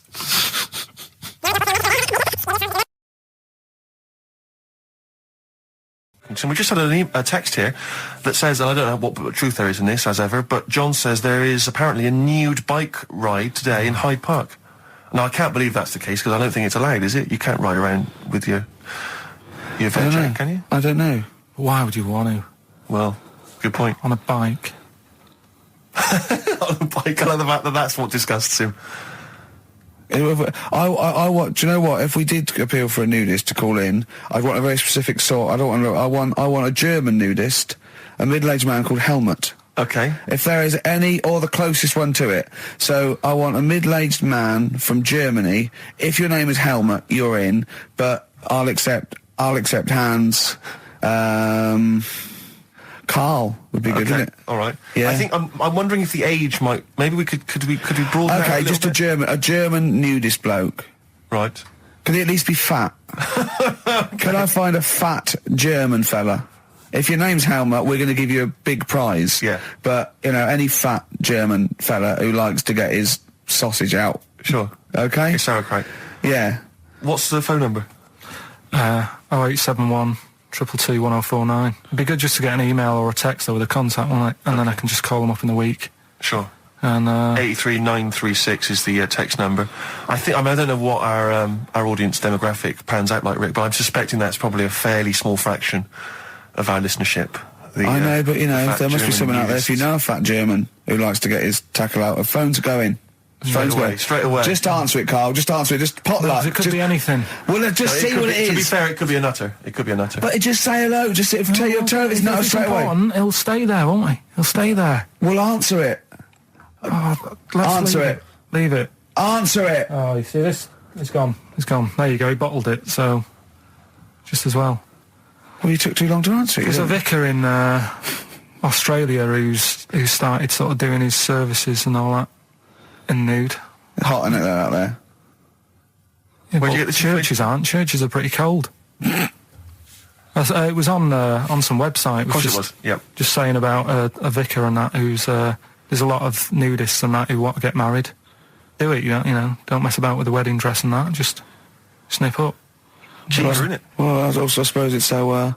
I suppose if you believe in God, you believe that that's the way to be, innit? Because Adam and Eve and that. Yeah, but then in Adam and Eve, the shame made us dress up, didn't it? Yeah. Eating the apple and things. Yeah, but God didn't want that, did he? No, he wanted to see it all. He was loving it. He was having a whale of time getting a life full of all of that, and then the snake said, cover yourself up. Stitched him right up. What exactly is there then? Is it just a kind of moon-like kind of surround with just kind of dust and rock? That's exactly what you see. I was there when the Mars thing went wrong. Yeah. I would have just sent a camera crew there, filmed a bit of that, right, and say, here we are, this is it. Yeah. Ignore the little coffee shop in the background. Yeah. Right? This is Mars, because that's where it's like just loads of dust. Yeah. Holes everywhere. Tidy it up. Little round-headed aliens complaining. Yeah. Whinging. Just like Mars. Yeah. So is there what's the best bit about the holiday? Come on, pretend you're Judith Chalmers. I have been doing. I would have done all. I would have said that. Don't bother. Well, I mean, the hotel was good. Yeah. That was all right. What was that like? It's all right. Just, clean. That's all you want, isn't it? See, that's not quite what Judith Chalmers does. She doesn't go, what's the hotel like? All right, yeah, clean, isn't it? All right. What was it like? What was it? 3-star, 4-star? Did it have a swimming pool? What was the room like? Yeah, had a swimming pool and that. Yeah. Yeah, it's good. I think it was one of the better ones on the island. Okay. Nightlife? Clubs? Wasn't really. And there was a bar, there was some bands playing. Yeah. Not very good. Food got a bit boring. Yeah. It was always the same food every night, but they sort of themed it and made out as if it was different. So, like, on Mexican night, it'd be chicken with a nacho on it. Right. And Chinese night, sort of chicken with a little prawn cracker on it and stuff. Sure. But that got a bit boring. That's me just turning on my phone, because I want to read to you a text that I got from Carl. I think you sort of sum up the holiday in this text, don't you? Do you remember it? I can't remember. Let's have a look. Let's have a little look. Instantly, what did Suzanne, your girlfriend, make of it? Similar view to you? That they should fill in the holes? Yeah, it's just that thing, you see, I went on a coach trip, right? And you go and see the volcanoes. Like I say, there's 36 of them. Yeah. Which, how many do you need? And when we're on the coach going round all these volcanoes, the fella on the front's going and look out your left window at the moment, and there's a volcano. And if you quickly look out at the right-hand side there, there's another one. Right. And on the left, there's just like, all right, we've seen it. Sure. Do you know what I mean? Yeah. And that trip, we'll talk about that trip in a bit. Right, this is the text I got from Carl, right? All right. Been up to a volcano. Been in some dead artist's house who built his house in the lava.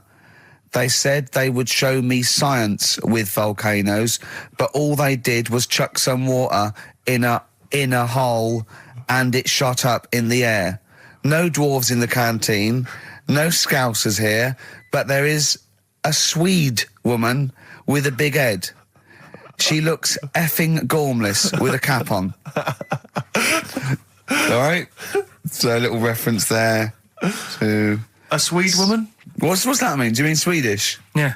Or she looked like a vegetable? No, I had the Swedish woman. But they've all got sort of quite big bill, aren't they?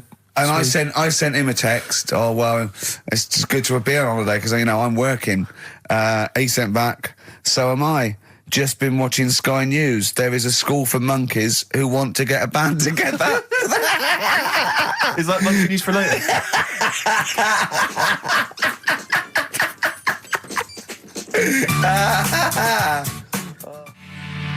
Oh My Corazon by Tim Burgess. I can't get enough of that. I love that chorus. On XFM 104.9. Ricky Gervais, Steve Merchant and little Karl Pilkington. But it was a nice holiday. Yeah, it's all right. It's just, you know, I went there to relax and that. Exactly. Did a little bit of that. Trying to think of some new, you know, features and stuff. Sure, always working. 3 holidays a year, Jesus. Oh, well, not really 3 or 2. It's all one big sort of like work thing to me and Steve. 2 holidays, isn't it? Work hard, you need the holidays. So, yeah, the things that annoyed me was like, you get bored sat around the pool after a couple of days. I'd read my book. Yeah. You know, there wasn't much going on the... Not even any crabs to throw sand at, was there? No crabs or anything. They wouldn't bother with Lanzarote, right? So, decided to go on a little trip. That's when I saw the volcanoes and that, 36 of them. So, we go on the trip, and the thing that annoys me, it does happen every holiday that you go on. If you go on a sort of a package thing, they have these trips, right? And you pay about 40-odd quid, and they give you some wine, so it make it feel like you're getting your money's worth. But how many of these trips have you been on then? Loads. Probably about 12. More holidays than I've had. Go on. Yeah, so anyway, so you're on the coach, right? And they take you for the volcanoes. They took us in the middle of nowhere. Yeah. Right. There's nothing else round there. Sure. It's like I say, it's like Mars, but with holes in the ground. Yeah. Right. And they sort of drop you off, and they go, right, everybody, see you back here in an hour. There's loads of volcanoes for you to look at, and a coffee shop over there.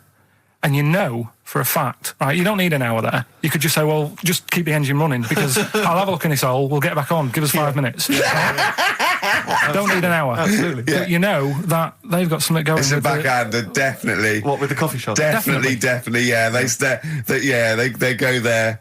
And they get everyone to have an ice cream and a coffee, and they sit down, have a fag, talking to the bloke. Yeah, and it's like, cousin. Yeah. How much was the coffee? Was it probably about €3 each euro? So I think it was $3.50. Sure. Yeah. Which is, I don't know what. That's about 2.5 quid. Yeah, they've stitched you up. Go on. Talking about this the other day. What was it now? Listen, the fella. No, listen. Do you want, all right, no, go on. All right, he's got it now. Go on. This fella goes to the doctors, right? Oh, right, okay.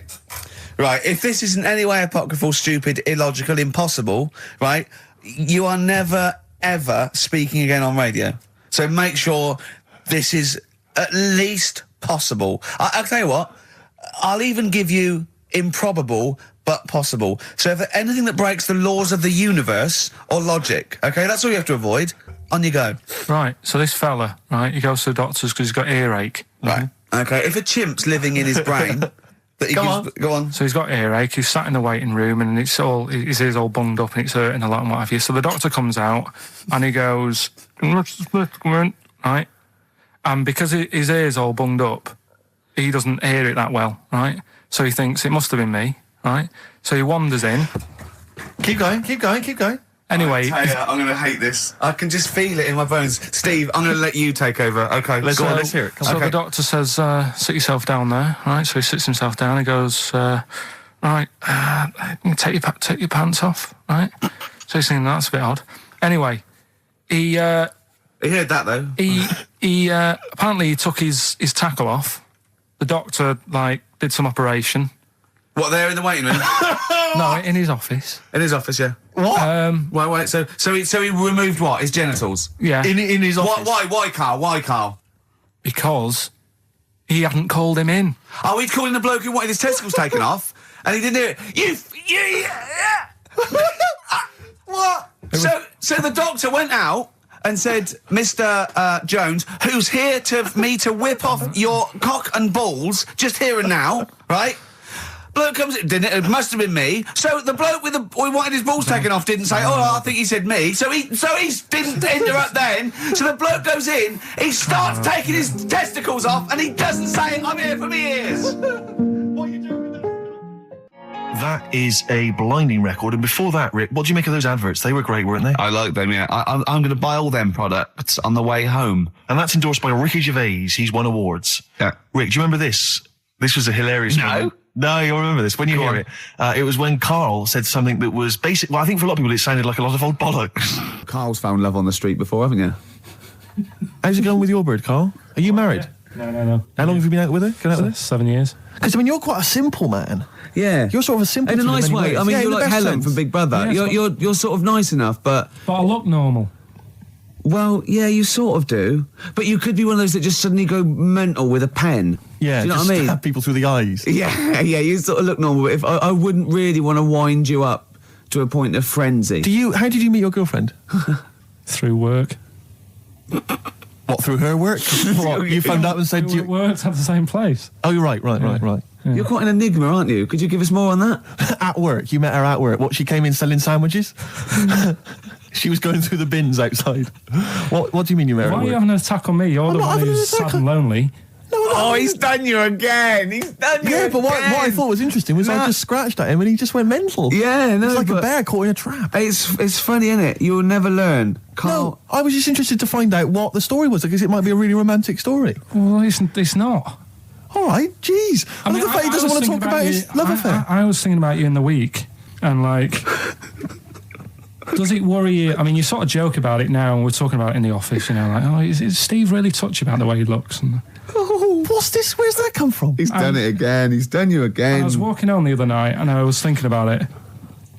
And do you worry that when you're old, you will be on your own? You did start it, though, didn't you? Well, Karl, I'm glad you brought this up. because I mean, for me, you know, a lightweight, frothy entertainment show on XFM on a Saturday afternoon is exactly the place where I want to discuss the desperate, lonely future that's inevitably coming my way. Oh, God. I'll tell you what will cheer you up and forget all that. A bit of Embrace. Oh, one of the most hated bands. I'm a little bit concerned about your toilet discussion. What exactly is your point again? I was just a bit bemused. See, it's a tricky one. All I'm saying is, right, there I was at the pub quiz. I go to the toilet, not thinking about anything. I try to go, right? There's a little gay fella next to me. I love this little gay fella. Now, the weird thing is, there's nothing stopping him having a little glance, right? Because he's allowed in the fella's toilet. Yeah. Now, I'm not allowed to go into the woman's toilet and have a little look round. Right. So all I'm saying is, should they have another toilet area?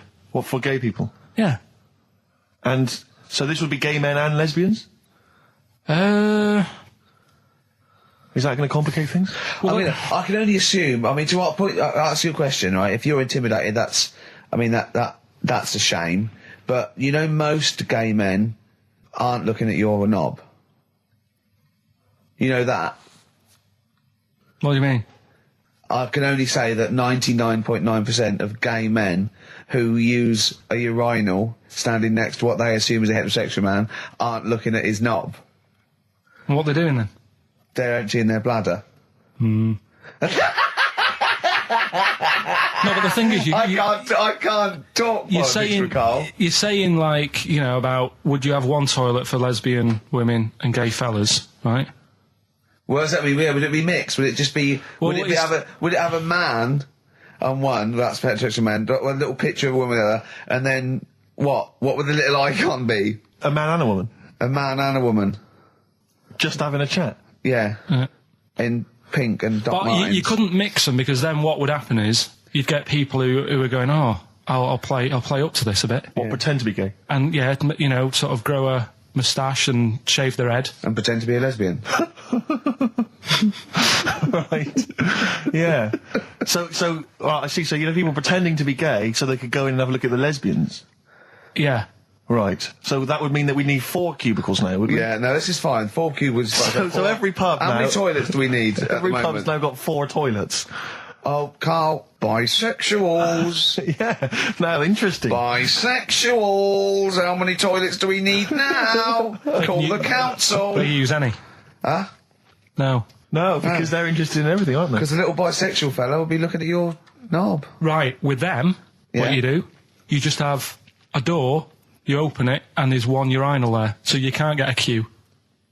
They have to sort of wait. I just thought that, well, why can't there just be a thing between the urinals, so no one can look at anyone else's knob? Wait a minute. Just to go back to Ricky's point, what stops, even if we've got the toilet for gay men, what stops the gay men who want to have a look at your willy going in the regular toilet and pretending that they're straight? Most men don't wear gay across their No, head. exactly. They don't have a tattoo. There's no branding yet in the British house where they have to declare. So we're going to have to expand this. So we've all got to carry identity. Do you know you can see a gay, can you? Coming a mile off.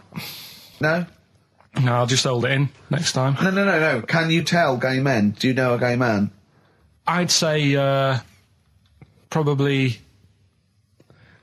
if you did if you lined some people up and said point them out, I reckon I'd get. But hold on, we're not talking about people dressed in leather with the arse cut out and an handlebar moustache. Yeah, we're talking about the everyday non-seen. Of course. Yeah, but I mean, suppose I put you in a room and there was 10 naked men, right? Yeah. And there's 5 gay men and 5 hetero. Could you walk along that line looking at those gay... Am I naked? No, you don't have to be naked. Why would you have to be naked? To catch them out. Play a record! How would you catch them out? No, don't go into it. Don't go into it. Play a record. Ooh, those boys can rock there. That's the Guns with All Their Roses and Sweet Child of Mine. On XFM 104.9. I enjoyed that. Yeah. That was good. It rocks. I hope the audience was playing it loud like us. Yeah. Ricky Gervais, Steve Merchant, Karl Pilkington. Well, look at him yawning. How rude is that? Carl, what's wrong with you, man? Have you been up late? A little bit. Girlfriend was away, wasn't she, yesterday? Yeah, I always have a problem with that. I always have, because you don't go to bed, do you, early?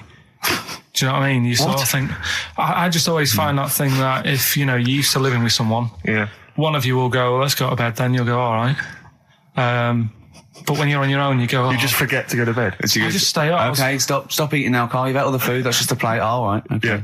No, I stayed up and watched, there was a thing on about Dracula. Right. What, Dracula? And I found a flaw in it. Go on. Not the fact that he's the living dead and and drinks blood to stay alive and he doesn't reflect and he can in turn into mirrors. a bat. Well, and you can go on. The mirror thing, you can't look in mirrors, can he? Well, he can look in mirrors, but he can't see himself in a mirror. Yeah. That still doesn't work. Go on. It doesn't work at all, Carl. It doesn't work at all. Go on. Well, centre parting's always really neat. His centre parting's always really how does he do it if he can't look in the mirror? Blood on the floor or something it was called. Rubbish. I love the flaw in the Dracula film is that his centre parting's too neat. How did he do it without a mirror? Oh. Was it a documentary about Dracula? No, there was the real Dracula. The real Dracula. Yeah, the real Dracula. It's just a film. It had blood on the floor or something. It's called. Yeah. It's rubbish. We had a little lunch yesterday, didn't we? We did indeed. That was a nightmare. Yeah. I hate going out with you two. I was explaining to Carl, right? I like to excite Carl's imagination, right? And if it involves chimps or monkeys, all the better. Brains he likes, parts of the body, deformity. I know where to, what buttons to push. And I told him about this thing. I don't know if any of you out there know about this, but there's an experiment they did in the 50s, a clinical psychology experiment where there's your 2 hemispheres of the brain, okay? They're joined by a thing called the corpus callosum, right? Which is just a little flap of skin, like a little scarlet lead that joins your 2 hemispheres. And what they did, they cut that in half, and they thought it was a cure for schizophrenia, but what it turned out to be, or epilepsy, I think, I can't remember, was that your 2 sides of your brains didn't function together. You couldn't get information. I was telling Carl all this thing, and one of the things I told him was that they did it on a monkey, and it fought itself over a nut. Like its right arm was connected, by its left lobe of the brain, and it was fighting over itself. And Karl went, instead of like thinking this is amazing experiment, he went, would it have been happy if you'd given it 2 nuts? Yeah, I know. Well, you started off by explaining, and I remember you mentioned, because I was watching the two of you as you were describing it to me, you said, of course, one side of the brain deals with symbolism.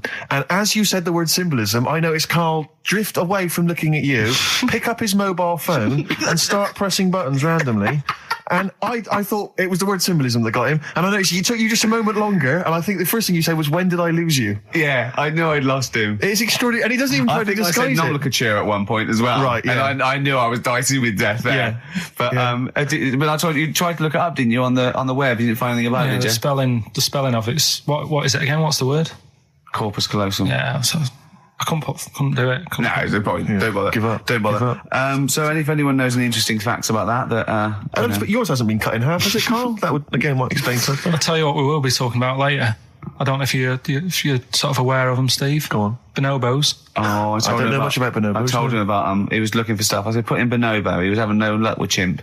And they're a form of chimpanzee, but they're even closer to us, evolutionarily speaking. They've got their social groups are more like ours. They're more intelligent, and he was loving it, weren't you? So is it human bonobo Karl? Is that how it works on the evolutionary ladder? Chimp Karl. Yeah.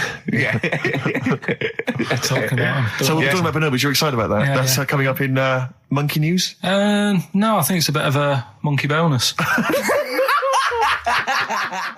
Placebo, Bitter End on XFM 104.9. This is pre-recorded. We recorded this a couple of weeks ago, before Christmas. I hope you had a great Christmas. If you didn't, not our fault, really, is it? Nothing to do with us. Wouldn't have thought we'd have. We're aware of a time because we've got plenty of cash now, thanks to a lot of you who probably bought the Office DVD. Yeah. Probably got and that if you in haven't stock yet, and you've maybe got vouchers or money, still available. Still there in the shops. Still available. You can still make it the best-selling DVD of all time. Please do. Yeah. Please do.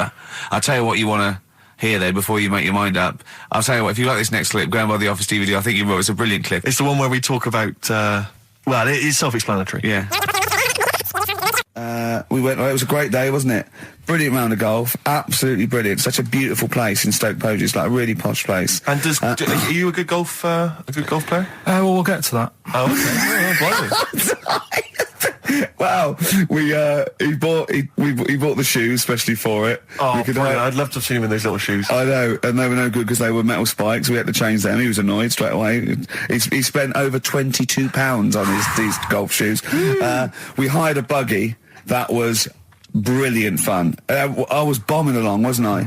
I don't drive, but it was great on that buggy. Well, you've been on a buggy with me, and you were a bit scared. Yeah. What? I nearly killed us once.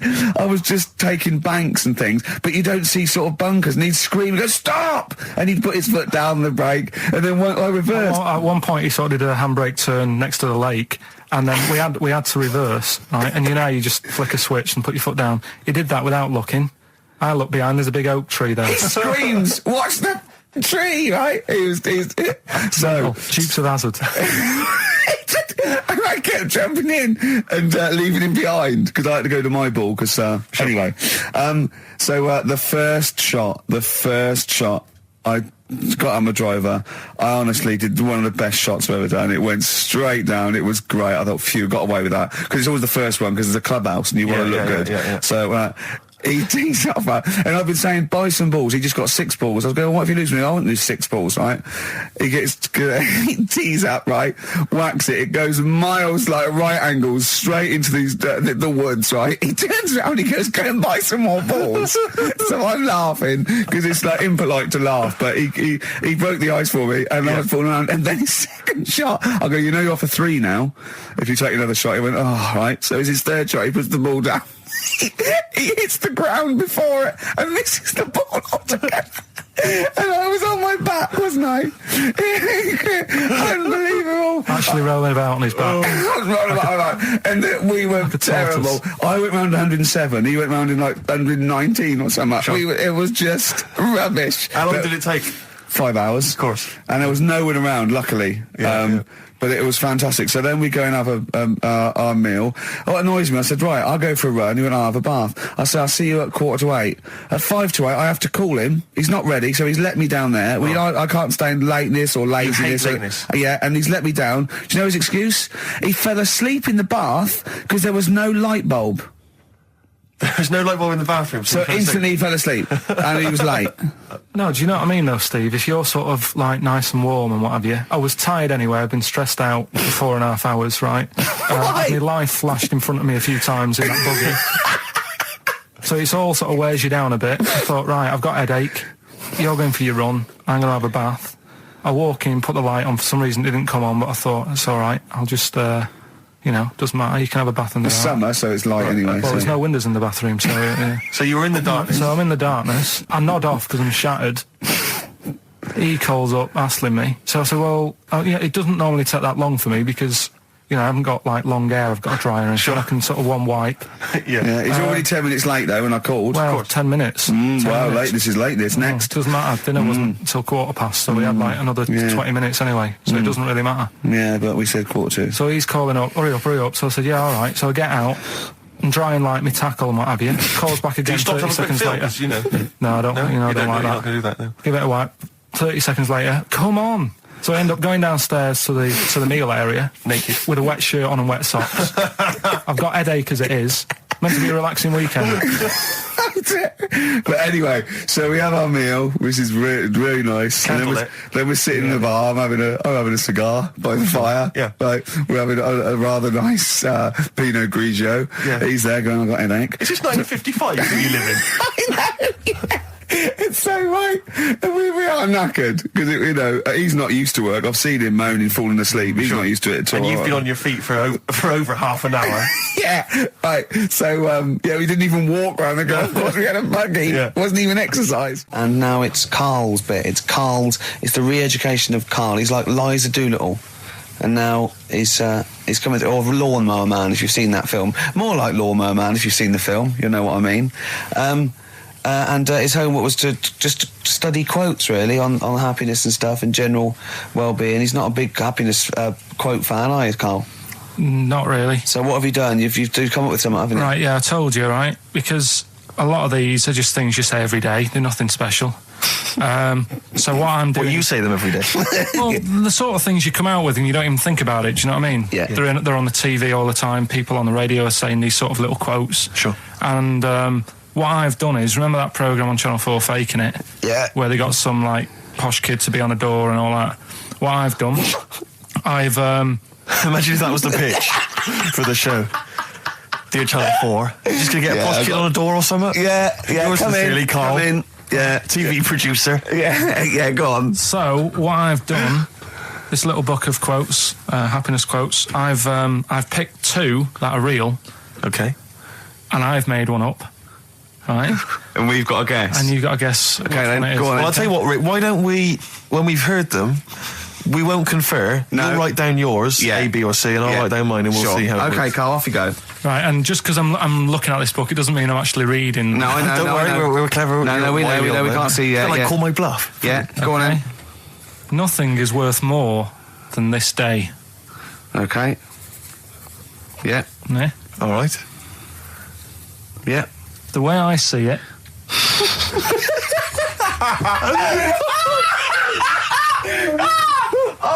Oh God! My head's gonna burst. No, hang on. My head's gonna burst. No, hang on. This might not be Karl's. Oh, it might not be. How do you know I haven't tweaked them a little bit? Yeah, good point. Good point. No, good point. The way I see it, if you want the rainbow, you got to put up with the rain. Yeah. Okay. All right. All right. Yeah. Okay. Hang on. Yeah. Come on. Cat food.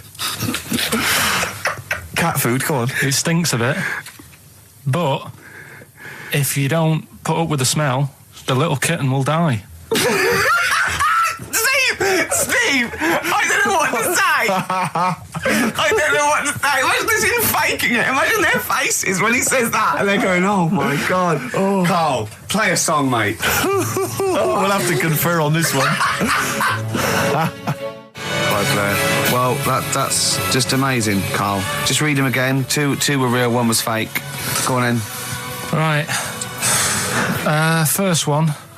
Nothing is worth more than this day. Excellent. Next one. What does that mean? Well, cherish now, cherish your time. Okay. Because you can't get it back, and you know that's the way I saw it. Carpe diem, whatever it is, seize the day, and all that. Okay. If you want the rainbow, you've got to put up with the rain. Yeah, of course. Yeah, rough with the smooth. You know, it's not all plain sailing, but you know, rainbow's beautiful, but it comes because of the rain, which you might not like. So make the most of everything, and good. Cat food doesn't smell good, but if you don't put up with it, then the little kitten will die. Right, no, Carl, that is a good effort. Now, that one's yours. I mean, obviously, right? Right, no, but it's a good effort, right? I mean, it slipped seamlessly into the others. Yeah. Don't think it didn't. No, but it's good. I mean, we knew it was that one. But what I will say is, it's good, but what you don't know, maybe subconsciously, is, I mean, it's very similar to the putting up with the rain and the rainbow. But that's good. Why do you think that? Well... What does mine mean? Well, even though it smells bad, it's good for something. Right, so I didn't look at it like that. What do you look at? I kind of thought... Was yours more specifically about cat food, generally? Because, you know, normally it's an analogy. Yeah, or a metaphor for something, you know, much bigger. Well, no, the way I mean, Dolly Parton, who I think did the rainbow rain thing, she wasn't specifically concerned about weather conditions. No. It was a sort of general idea. Yeah, it was all about life. Yeah. Well, that's what I've done. Go on. I've used an everyday thing. Yeah. And put it with today's problems, right? Go on. So, my girlfriend, she might like to go shopping for clothes. I hate it. Right. But because I love her, I put up with it. Ah, that's nice. Yeah? Yeah. So, you love that little kitten. You can't stand the smell of the stuff, you got to feed it. But because you love it, you go, well, you know, I'll put up with this just for a few minutes, and then I can, squeeze its head later and give it a little... Sorry! Squeeze its little head. No, yeah. Well, that's just the thing that I do with cats. Put it in a bag and drown it in a lake. I can feed it and then I can throw it against the wall. Exactly. So you didn't see it like that, did you? No, that's very good. So it's about love, is it? It's about putting up with the bad things for something you love. Yeah. Well, that's nice. But Carl, you seem now to be convinced and rather smug that you've tricked us and that you've fooled us and that we didn't understand it. Well, I say that's your fault, not ours. No, it's not, though. I mean, look, that man in Forrest Gump, he was a bit of a nutter.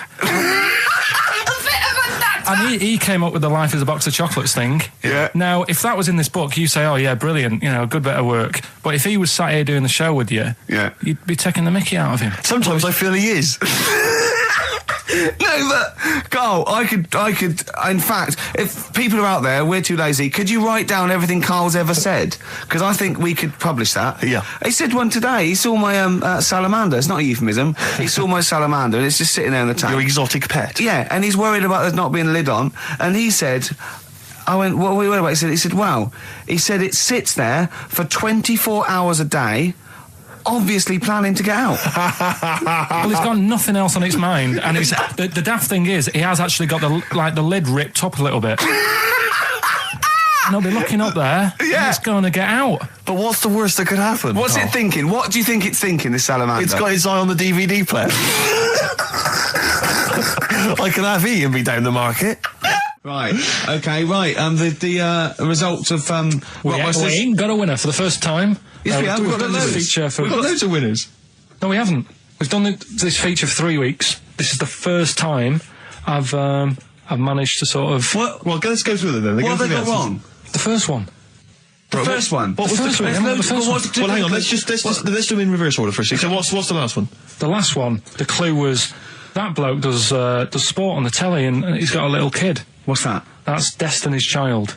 Des, who does ITV Sport, has got a tiniest child, right? No, that's fine. They got that. Okay, Destiny's Child. What's the middle one? Right, the middle one.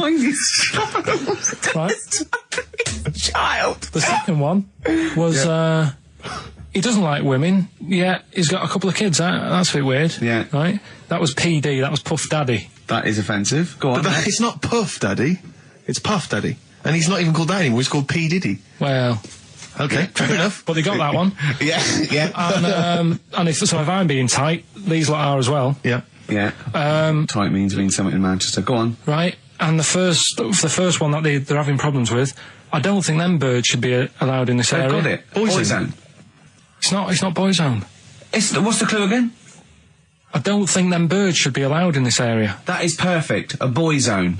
No birds. No women. No women, yeah, birds, right? A boy zone. Sorry, Carl. If that isn't the answer, their clue is better than yours. That is brilliant. What was yours? Boy zone, it works perfectly. What's your answer then? Bangles.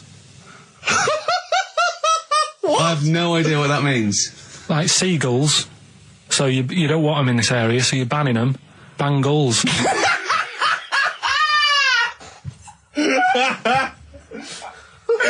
Oh! Well, give it to boy zone, because boy zone's better. Don't use birds being allowed in this area, it's a boy zone. I think we should have a rollover. Carl beat them. Carl beat them. You have to use his logic, surely. But theirs works. You can't do what am I thinking. No, that's not what I'm thinking. It works perfectly. I think you've got to give it to the ones that got the boy zone.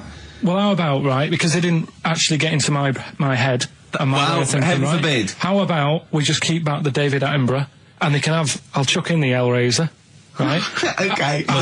And Blondie album and the Madness one. Yeah, okay, pick a winner at random. Pick a winner, Steve. I'm going to give it to Paul Sloman, who got those answers, and he also says, P.S. Carl, you're a moron. So, I'm giving that to Paul, and good luck to him.